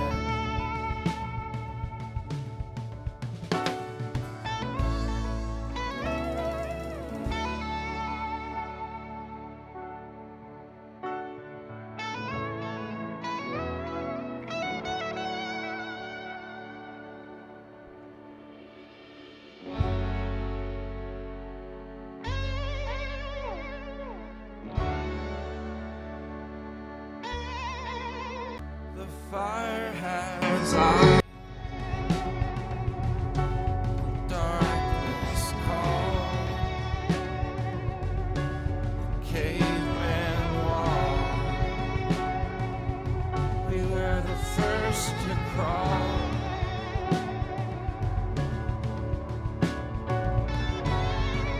Use mistakes, use the pain.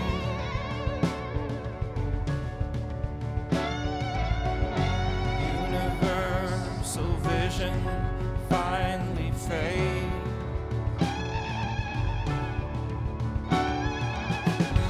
I hope she stays, finally fade.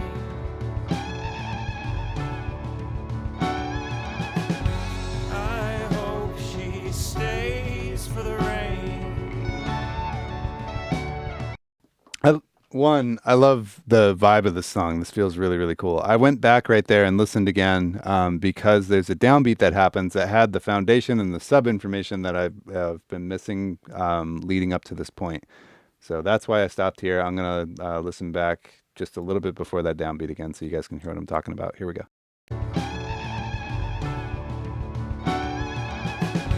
I hope she stays for the rain.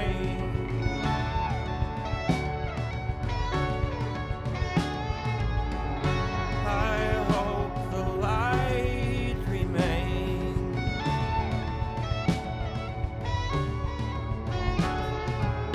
She follows the light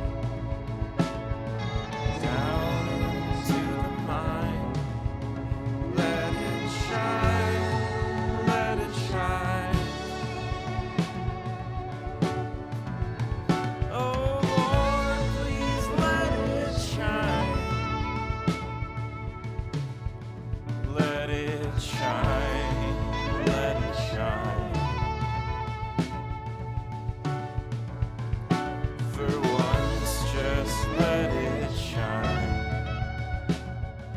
This whole section's beautiful. I have this sensation that I'm like there's like a circular movement. It feels really cool. That melody on the guitar, the ba-da-dum, ba-da-bum, ba-da-bum, that feels awesome there. There's I was like hearing there's a delay effect I'm hearing, but I can't place the plugin or pedal or wherever it's coming from. So there's something on there. It's basically like oh my gosh. Silica beads, Lexicon 480 would sound cool on that. There you go. That's a preset inside of the UA 480, but it doesn't really matter. The idea is like it pitch shifts up the delays that happen from it. So moving on, this whole section feels beautiful. There's some tuning stuff that's going on in the vocal. Maybe whatever. I'm being emotionally moved anyway. It doesn't matter so much right now, so that's cool. It has a Pink Floyd vibe too. I really like this. I'll stop talking and just hit play. Let it shine, let it shine. Oh Lord, please let it shine. Let it shine, let it shine. For once, just let it shine. A stranger did I see, a stranger did I find.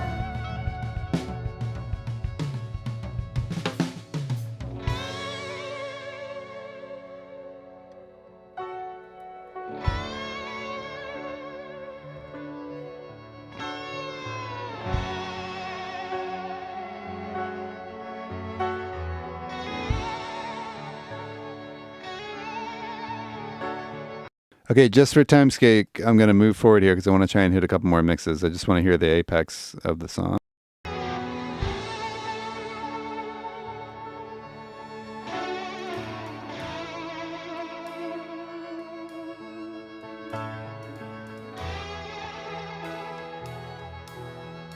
Let it shine, let it shine. Please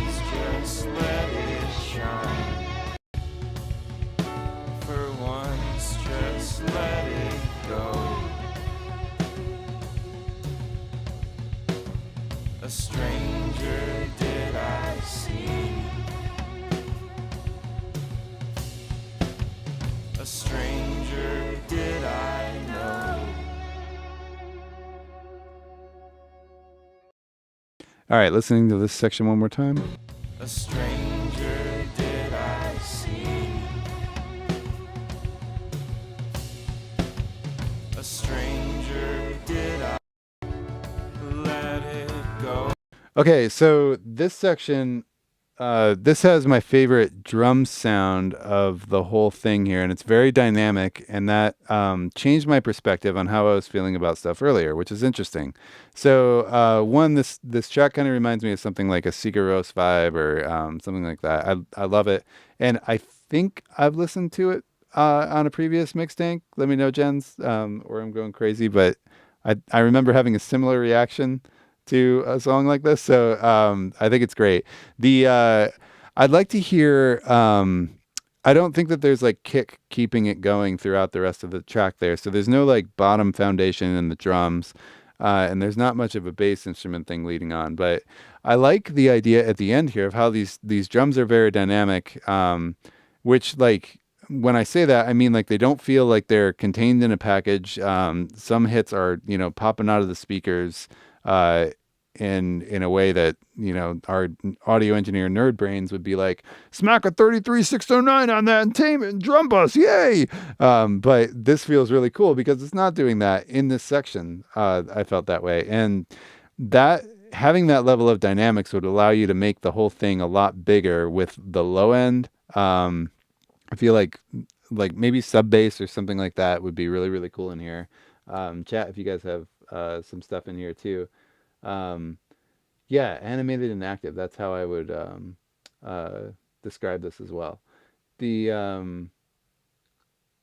and then I would just play more with like stereo ambience and width and padding. And actually, your profile picture looks like a painting, and that's exactly what I would suggest to approach this with. Is like if you're mixing on speakers, it's easy to see in front of you, and I'm so like visual with the depth thing. This is like how I think in terms of like mixing, is I see a picture in front of me, and I think in terms of depth and width, being like the edges of the canvas and all that. But I think that this song would be a lot of fun to mix because there's so much room on the canvas, if you will. And I would say just like start painting more, start like throw more paint at the canvas and just make a mess, and then tighten it up however you want. But with that guitar being up the center and stuff, it feels like things are very mono, except for the piano, which is wide, and they could be more cinematic and sprawling and big and spacious. And yeah, I think you could have a lot of fun with this one. That's the snare did feel like it was popping out at times, and it's possibly too loud. Curious, Jens, if you're on headphones. Again, like the hard thing about headphones is the lack of a phantom center image, because it appears like it's in your head or like in the mind's eye or something. On speakers, you have a defined phantom center image. You know where the vocal is, you know where the snare is, and it's easier to figure out volume based on those things. Snare level, vocal level, bass level, all of those things are really hard for me personally on headphones because of that one reason. So I'm curious if you're on headphones, and then you're going to reply and be like, no, I'm on speakers. But the snare feels like it jumps out and it's a little bit too loud to me in a lot of spots. So in terms of like, how does the drum compression feel? I don't feel much compression with it. They don't feel glued to me, which again, I think could be really cool if you use that approach with it. But the snare drum feels loud. So I would play with the balance more than worrying about the compression of it. Again, low level listening, balancing, and then moving on from there. So I hope that that's useful. Yep, using studio monitors, awesome, cool. Well, yeah, check out your placement on them. Make sure that you have when you listen, do you hear the vocal as like right up the center, or is it just kind of like spread out around the field? If it's not right up the center, you might need to like tighten up the room, and just work on like equidistant placement, like making sure the speakers are the same distance away from your ears. The equilateral triangle is a thing. Some people like to be at the corner of the triangle, some people inside it. That's a whole topic for a whole nother conversation, but you should hear a phantom center image that's very defined, and that will help you figure out those balances. And now you can comment, no, I hear it fine, it's great, or whatever, and this is what I meant. So that'd be awesome. But yeah, anyway, I think what you have going on here is awesome. Great song. I love even the length of it. I love the cinematic feel of it, and I'd love to hear another version of it. Thank you for submitting. Okay, I think I got time for two more. Let me see. I had a note or comment. You guys told me which ones were lost, so I'm just going back here to look for them. Oh, I know. Primetime. You got a new version of How I Feel Inside up here, so we're gonna check that out. Primetime. Here we go.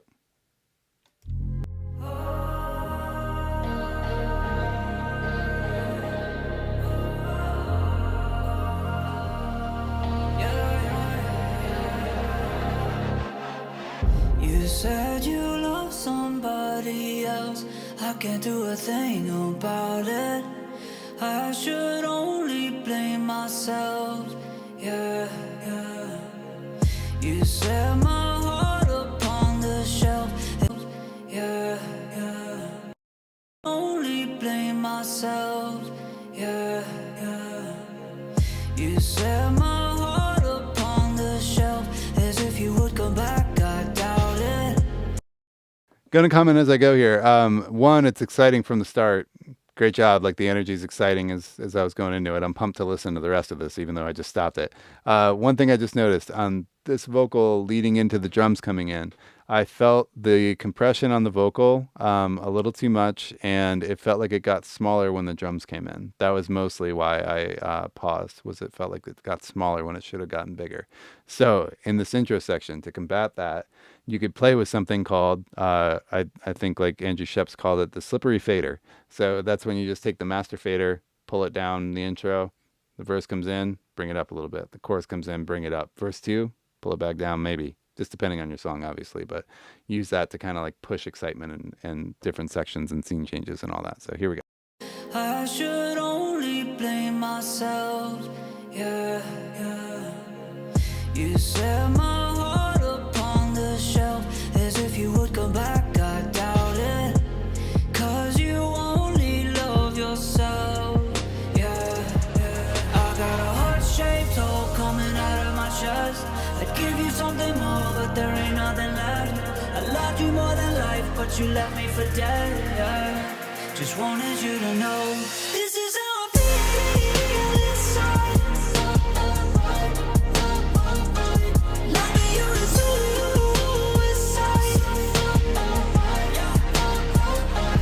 This is how I feel inside.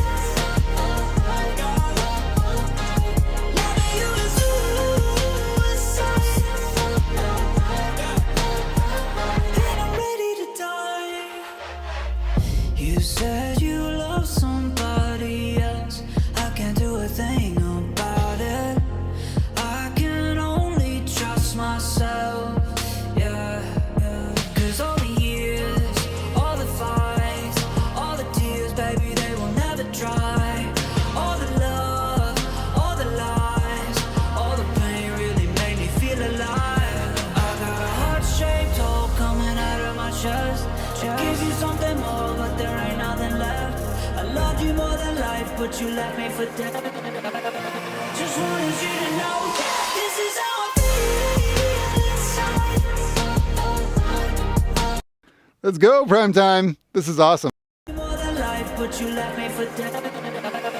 Just wanted you to know this is how I feel inside. Should give you something more, but there ain't nothing left. I loved you more than life, but you left me for dead. Just wanted you to know this is how I feel inside. Loving you is suicide.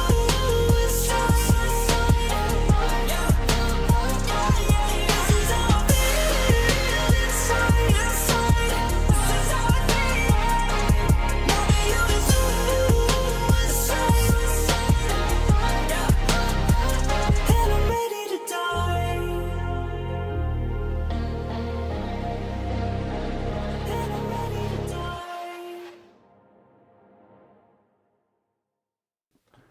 Interesting here. No, okay, that's just a synth. Okay, sweet. Man, awesome. I love this vocal effect. This is super cool. All right. Looking at the role it plays in the story, listening one more time. I promise I won't play it again, guys. I'm not trying to drive you crazy with the loop. Here we go. Ain't nothing left. I loved you life, but you left me for dead. Just wanted you to know that this is how I feel inside. Dude, you nailed that punch right there. Okay, so you left me for dead, and then you put on the stutter effect. Feels awesome. And you're trying to bring out the word dead, right? Like you're trying to kill him. So one thought there would be like, I think it would be awesome if it got bit crushed as it got into the end of that word and he really was like dying, like decaying or whatever. That'd be freaking awesome. And then your vocoder thing, bring it up. It's awesome. Push it up. Make a huge moment out of it. Like this whole thing's exciting, but I felt like the vocoder was a little quiet and it could have been just a little bit bigger leading into that downbeat. Not so loud that it takes away the impact of the downbeat. But I'm going to listen one more time because I want to. Nothing left. I loved you more than life, but you left me for dead.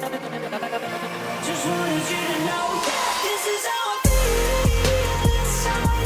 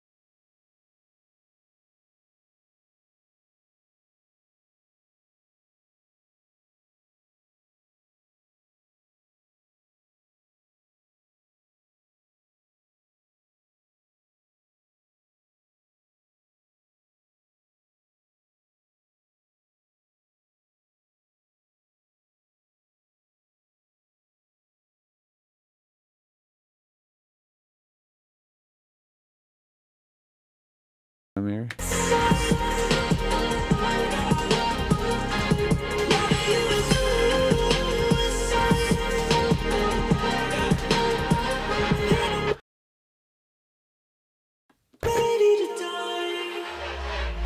You said you love somebody else.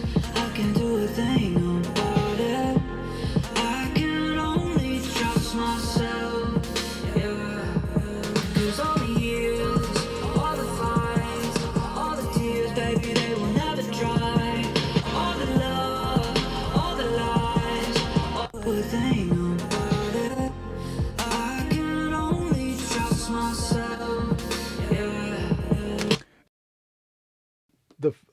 Sorry, Mike. All right. So sorry guys. Sorry. I do have to hire an assistant manager. Like, you know what it is? I went from this Stream Deck being next to my keyboard to an XL, and I haven't updated that deck, so I keep hitting the wrong freaking button when I go over there and thinking I'm hitting the right. I'm sorry, guys.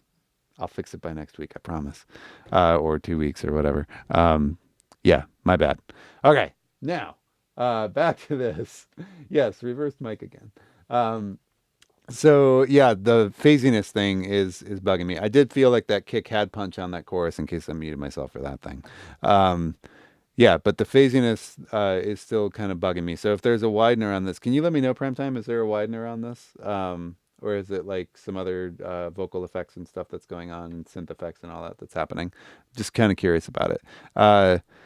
Yeah, and then the other thing, like Sonic says, it's pumping a bit. It does feel like it's pumping to me like there's too much compression at times. But man, like, again, on that vocal effect, when it comes out, like that happens after the vocoder part, the decay of that, I don't know if that's the limiter releasing and it coming up, but that is exciting and it feels really good. And the downbeat feels good there. So first, I'd like to hear this without the phasiness thing happening on it before I would comment on the compression stuff, because there's an energy that feels really good. I just like to hear it without that. So let me know if that's the case. Uh, you guys, it's really funny. You should see like the viewer graph whenever I leave my mic open. It's pretty good. So thank you for sticking with me while I deal with my stupid freaking Stream Deck. Okay. I think that wraps it up for that one. Primetime, great job. Keep it up. And let me know about the stereo widening on there.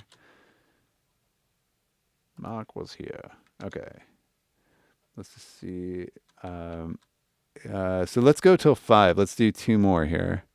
Let me see if anybody was yelling at me. Oh my God, I'm so sorry.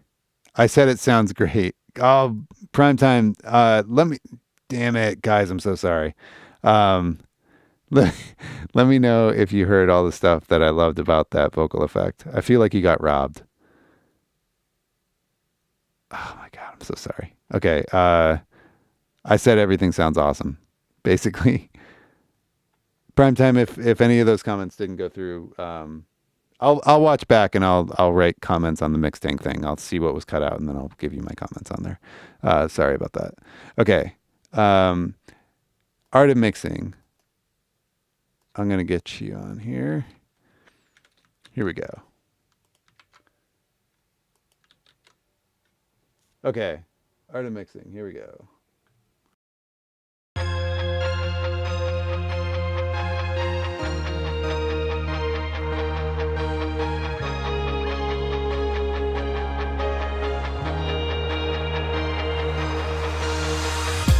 Todo este tiempo Gotcha, Mariana. me enseñaste que has sido tú. Con tus manos me has sostenido. Y tus alas me han cubierto. En cada paso de mi vida has estado tú. Has sido mi mejor amigo que guía mi destino. Mi vida te lo di. Entendido que sin ti no puedo vivir. Mi vida es para ti. Eres tú la razón de mi existir. Tú prometiste caminar hasta el final, ser mi fuerza en la debilidad, mi refugio en la tormenta, en el desierto, ser mi calma y mi sustento. Tu presencia estará aquí, nunca me dejará. Mi vida te lo di. Entendido que sin ti no puedo vivir. Mi vida es para ti. Eres tú la razón de mi existir. Tú estás conmigo, me acompañas, no me dejas. Y tú estás conmigo, me acompañas, no me dejas. Y tú estás conmigo, me acompañas, no me dejas.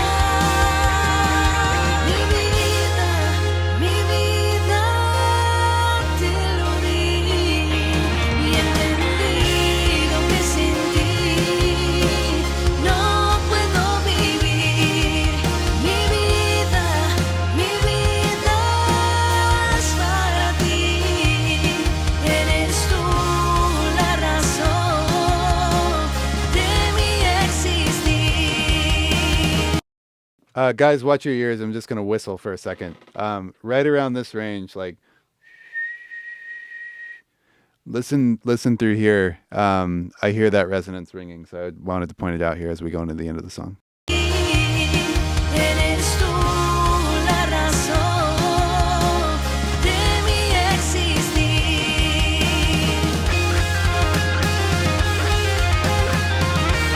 I mostly heard it in the vocal. So basically, there's some high mid resonance that's happening in there. Something to point out. Moving into the guitar solo. Here we go.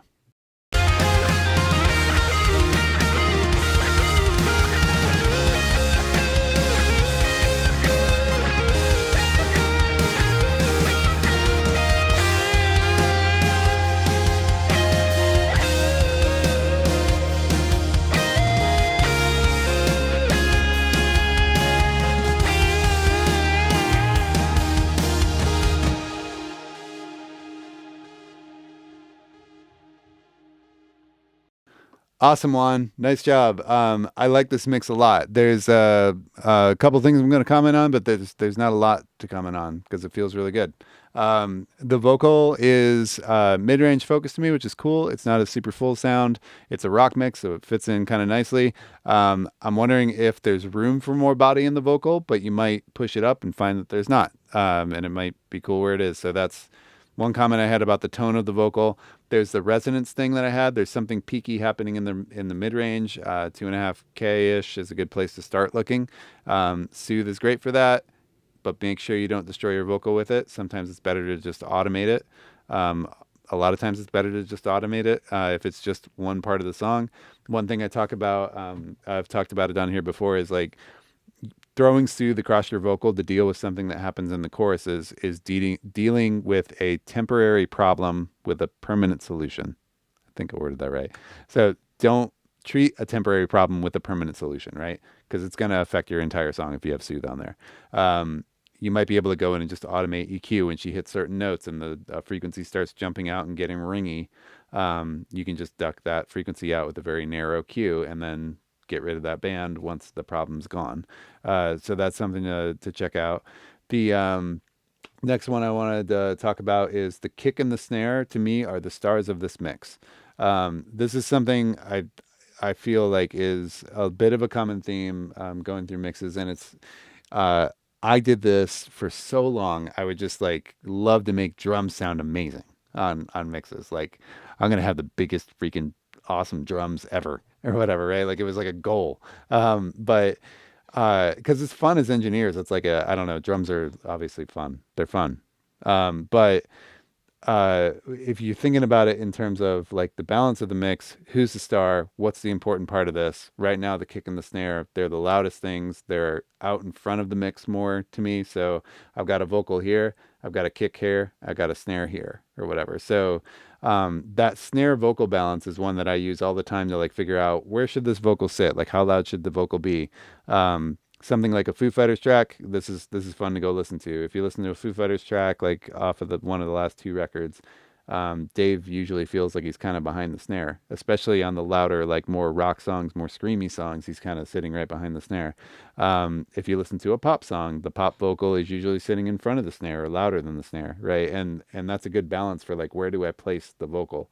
In this one, the vocals behind the snare, which is cool, but I feel like the snare and the kick could both come back in a closer proximity to that vocal, to not take over the show quite as much, but feel more of a part of the mix. They're just sitting over top a little too much. And then the other one, just let me listen to one more piece. Mi vida.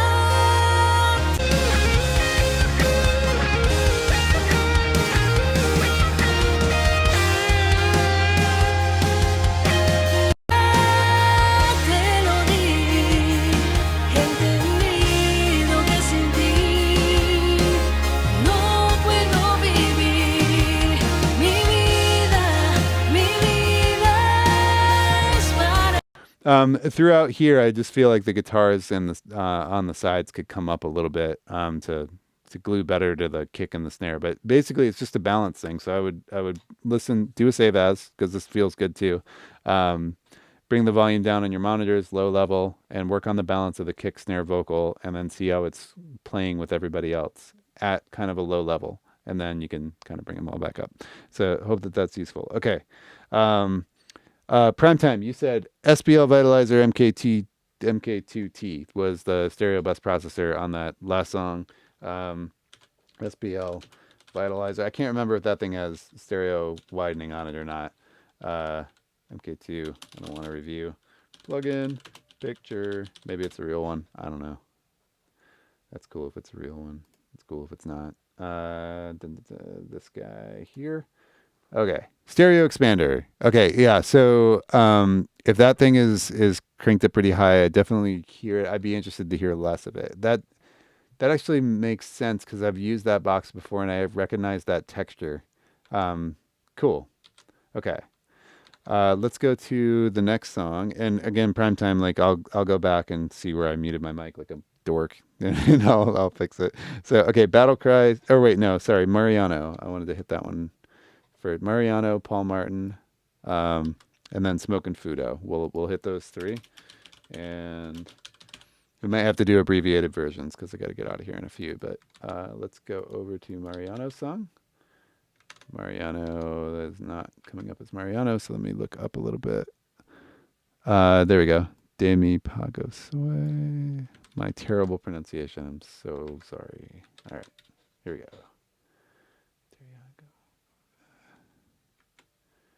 Why am I not finding that?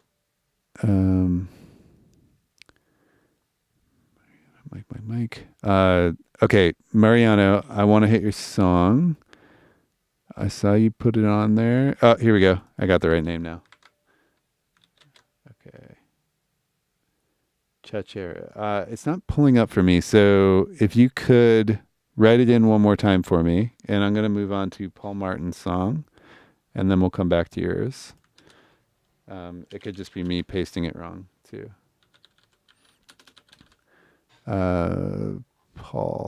Paul's song is, I need to get an assistant in here, I think that's what's going on. I got mic muting problems. I'm searching for songs in chat. It's a catastrophe.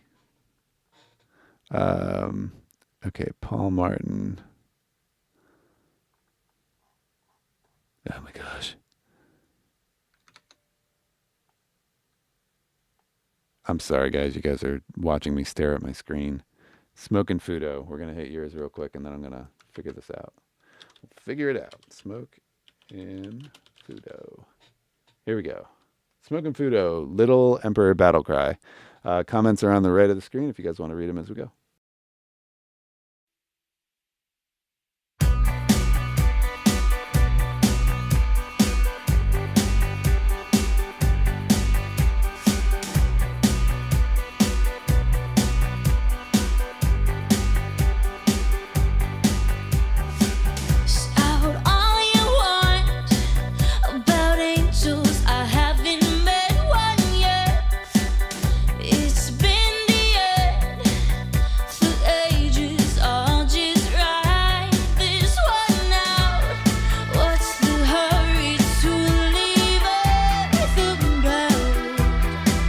I'm going to pause just for a second and talk about your comment on the kick. So you're saying, I don't know if the kick-snare relationship is good. I want to add some more reverb on the snare, but adding too much reverb on the track seems like it's slowing it down.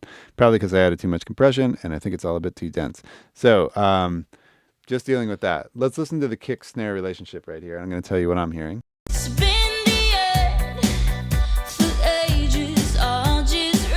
So musically speaking again, as far as like slowing the track down, I feel like the kick that's happening, the 4 on the floor kick that's happening, and then the snare, right? When the snare hits, there's a extension of the note in the kick that's bleeding over it, and the kick just feels really long. So that was my comment. The kick feels really long, like the note value doesn't make sense on it. So let's listen one more time from here with that in mind. About angels, I haven't met one yet. It's been the end for ages. I'll just write this one out. What's the hurry to leave everything? The other thing is the kick feels wide to me, and it could just be that there's a lot of low end on it. You might try doing something like a back CQ on the bottom to just put a little corner around it and just tuck in the low end, just a hair, to see if it tightens up. A lot of times if you cut out some of the super sub low stuff, you'll actually notice that the kick feels like it punches a lot more, it becomes clearer, and it has more low end, even though you're cutting off the very bottom of the kick. All of that has to do with like how a speaker has to translate low end and all of that, how far the diaphragm has to move to reproduce certain frequencies. And maybe we'll talk about that on the next stream because that's a fun topic and helps make this make sense too. Here we go. Fab talks about it a lot on his videos, so you can probably find something like that too. But high passing the kick most of the time is a useful thing. Not all the time. Here we go. I can't escape the thought that you're not here. It was pointed at the sky, just waiting for the battle cries. Stop and take a second to breathe, to breathe, to breathe.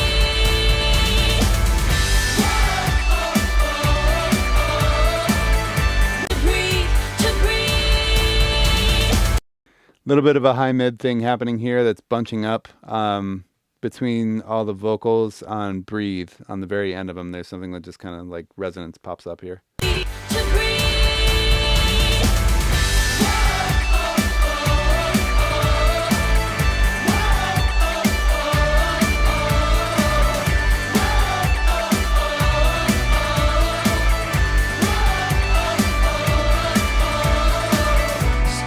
All you want about nothing, it's all the same to me. I've heard it all, nothing you say And same thing through here on the lead vocal. There's a resonance popping up. to me.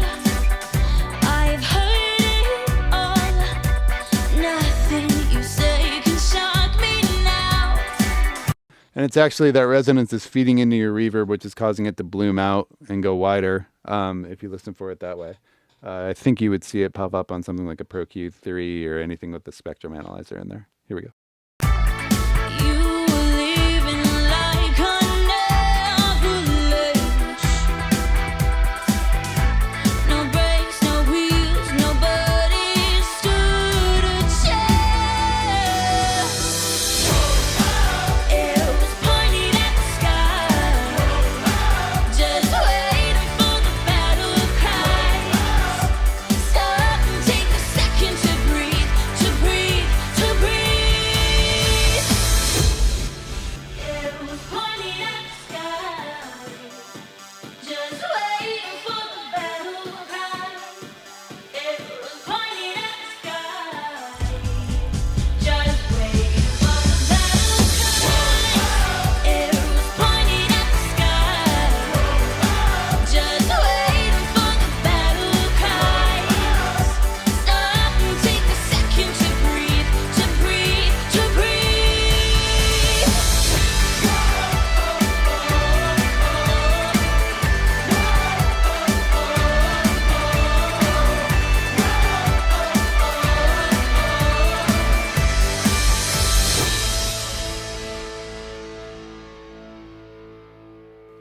Awesome, Smokin'. The chant vocals, the whoa whoa on those, I feel like if they had a reverb that the decay kind of happened after the note was gone, so like a decent pre-delay on it, so that the reverb when it hit kind of extended out of the speaker. So like you had whoa whoa, and then it got wider as the reverb kind of decayed out. I think something like that would be a fun moment for those, and those kind of feeling like they're moving from the center might draw more focus to the lead vocal as it came in there. All of that feels really, really cool. I like the energy on the breakdown. I think if you deal with some of the resonances in the vocals, the whole thing's going to be a little bit easier to listen to without losing the excitement of it. I think there's just some resonant stuff that should be kind of tweaked up and cleaned up, and then I think it's going to be sitting really, really good. I think it's feeling really awesome. What a cool song too. Battle Cry song by Little Empire. Very cool. And there's a lot of comments in the chat like Cyndi Lauper 2.0. There you go. All right. Awesome job, Smokin'. I'm going to look for Paul Martin again one more time here. And I got to look for Mariano again. And then I think that'll do it for today. I think this is you, Paul. I'm going to try and play it and yell at me in the chat if it's not you. All right, here we go.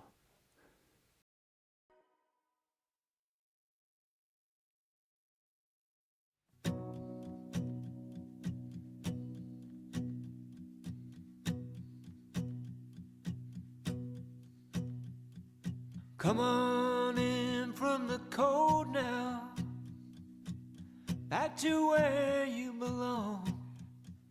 Don't turn it away, turn it away.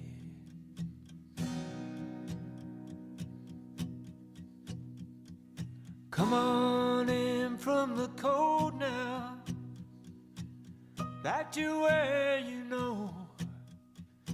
It's a time for forgiveness. There's new seeds to sow. There's new seeds to sow.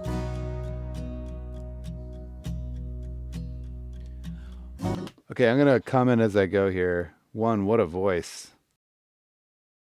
Come on in from the cold now, back to where you know. It's a time for forgiveness. There's new seeds to sow. So obviously as he pushes into the, those higher notes, the louder stuff there, it sounded like he almost backed off the mic a little bit too, but I feel like it's just compressing pretty hard there. Things feel kind of flat because of the compression. So watch out for overcompression. Parallel compression is your friend here, and one of the things that I like a lot, if you're in the box here, Soundtoys has a plugin called Devil Lock, which in factory default setting makes a really cool vocal parallel compressor. I'll do a send to an aux return, put Devil Lock on it, and then I'll just tuck that up underneath the vocal, and it helps just kind of pop it forward and give the vocal a sense of like dynamic control, but you still have the uncompressed original source. And if it's too dynamic, you can still slap a compressor on the original source and just hit it lighter. That could help pop the vocal forward and all that. Love the whirly, love the acoustic. The acoustic feels like it's going into a space. And I'm wondering if that's necessary, if it could be mono, because that feels all really cool there. So, all right, here we go. I'm pointing over here because that's where it's panned for me, so which is where my camera is. Okay, here we go. There's new seeds to sow.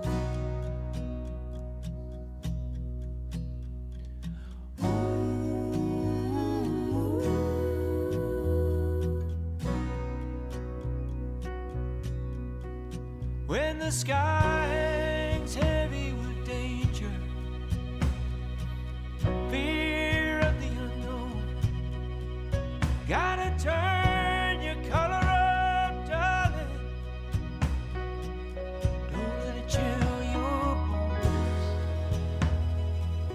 let it chill your soul. Okay, so beautiful. The vocal, as it gets more excited, gets quieter. So I'd like to hear the energy stay up there. The strings that are happening are on the left here. And I was feeling earlier when the whirly was happening on the left that it would have been interesting to hear it on the right. But then I kind of also liked how you were leaning things to one side. So I skipped that comment until now, where the strings have also come in on the left. And I hear that there's a solo guitar happening on the right, but I kind of want some more balance over there. I'm wondering if the strings could move over. That is completely 100% subjective, plus another 100% subjective. Just a thought I had. Here we go. Turn your color up, darling. Don't let it chill your bones, let it chill your soul. Behold the night, behold the stars, behold the night, behold the night, behold the stars, behold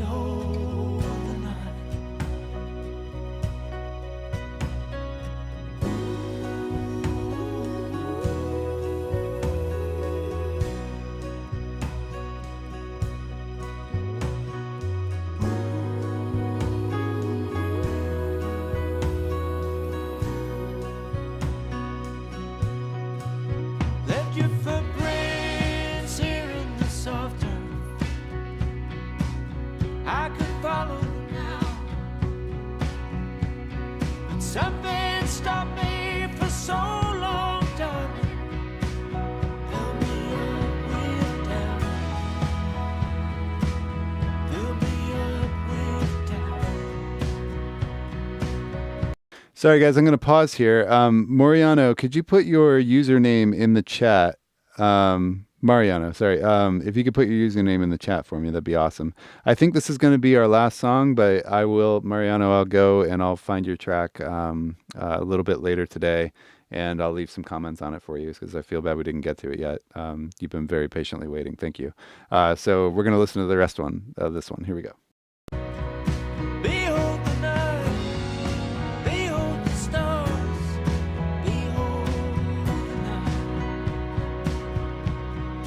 Behold the night, behold the stars, behold the night. On a night like tonight, behold the night. On a night like tonight, on a night like tonight, on a night like tonight.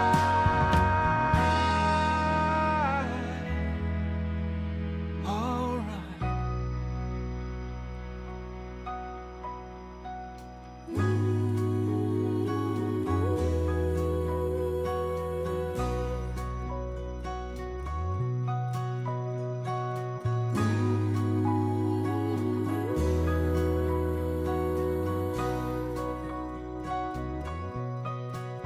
Well, it's alright. Said it's alright. Yes, it's alright. Tonight. Said it's alright. Yes, it's alright. Yes, it's alright. Tonight, tonight, tonight.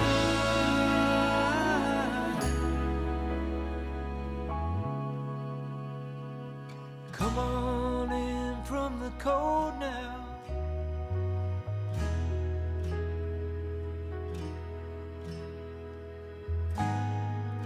Come on in from the cold now. From the cold.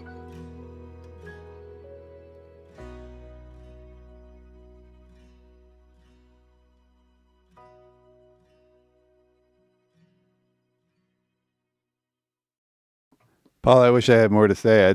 I got nothing. It's so good. I love it. Just the comments from earlier, and then right here, I had one thought on this acoustic guitar at the outro. Come on in from the cold now.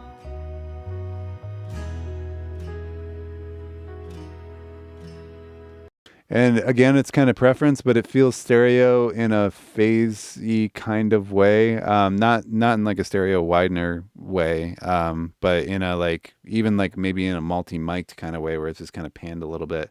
But, looking at the speakers, for me, it would be like there's a little bit of a center mic and then there's a hard panned right mic or something like that, which is causing it to take up this whole area. And I think it would be cool just as a mono point source personally. But that's totally our artistic decision there. It just feels a little bit phasey and spread. And it's like an intimate moment. It's the end of the song. We got the vocal there. It'd be cool if that guitar felt more intimate as well. But that's all I got.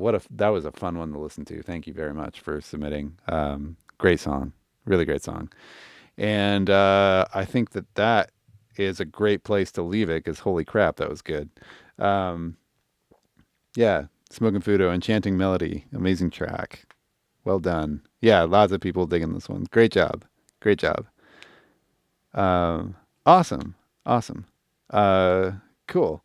And finding my way back home, if you have time to drop the needle here and there on the track later, I'd also appreciate it. Oh, Jimmy Bot, man, I'd love to. Mark at puremix.net if you need a comment before 2 weeks from now. I'll be back in 2 weeks. So um, that, I believe, is going to wrap it up. So just a reminder, we have the AES show coming up October 20th, 7 p.m. Party for all the Puremix Pro members at Flux Studios. Come tour the facility. We're going to party on the roof afterwards, champagne and all kinds of stuff. And yeah, if you're going to be there at AES in New York, October 20th, please do come by Flux. And other than that, we got the new Michael Brower video for you guys to check out. And then coming very soon is the Snarky Puppy's new record comes out. If you're familiar with them, they're amazing. It's like a 20,000 piece band. No, I think that there are about like 20 people in the band though. And they record their records. One, if you've never seen Corey Henry play the Corey Henry Snarky Puppy video, wow, that's worth going to YouTube right now to check out. On Friday, we're releasing the recording portion of a Snarky Puppy start to finish series filmed in Deep Ellum, Texas, where the whole band is there. I believe it's about 20 musicians. The audience, they're set up in a circle. The audience is put in the middle. Every audience member is on headphones listening to the band play, and that becomes the record for anybody who's not familiar. We're going to watch a recording portion of it this Friday. It's epic. It documents the entire setup, and it is a whole lot of microphones. You've got like 3 percussion players, sometimes 4. There's 3 drum sets set up. There are, I believe, 4 horn players, 3 guitars, 4 keyboard players, Michael League on bass. It is epic. So definitely something to check out. It's amazing how the recording turned out and everything. Snarky Puppy's new record, Empire Central, I believe also comes out on Friday. If it's not out already, worth checking out. And then the stereo mixing video for the Snarky Puppy series is going to be out at the end of October. That one will be coming out. Followed shortly by the Atmos video. Followed shortly by our biggest surprise of the year coming then. I'm just going to tease it right now. I'm not going to tell you guys all about it yet. But it's going to be freaking awesome. And it has to do with a street that has a crosswalk that 4 dudes walked across. That's like, I might as well just tell you. That was too big of a hint. But anyway, thank you guys so much for tuning in today. I will see you back here in 2 weeks for another Mixed Tank Takeover. If you have questions about any of the comments I made, mark at puremix.net. Feel free to reach out to me. Thank you again so much for watching, everybody. And thanks for waiting and being patient with my mic issues. So I'll see you next time. Thanks.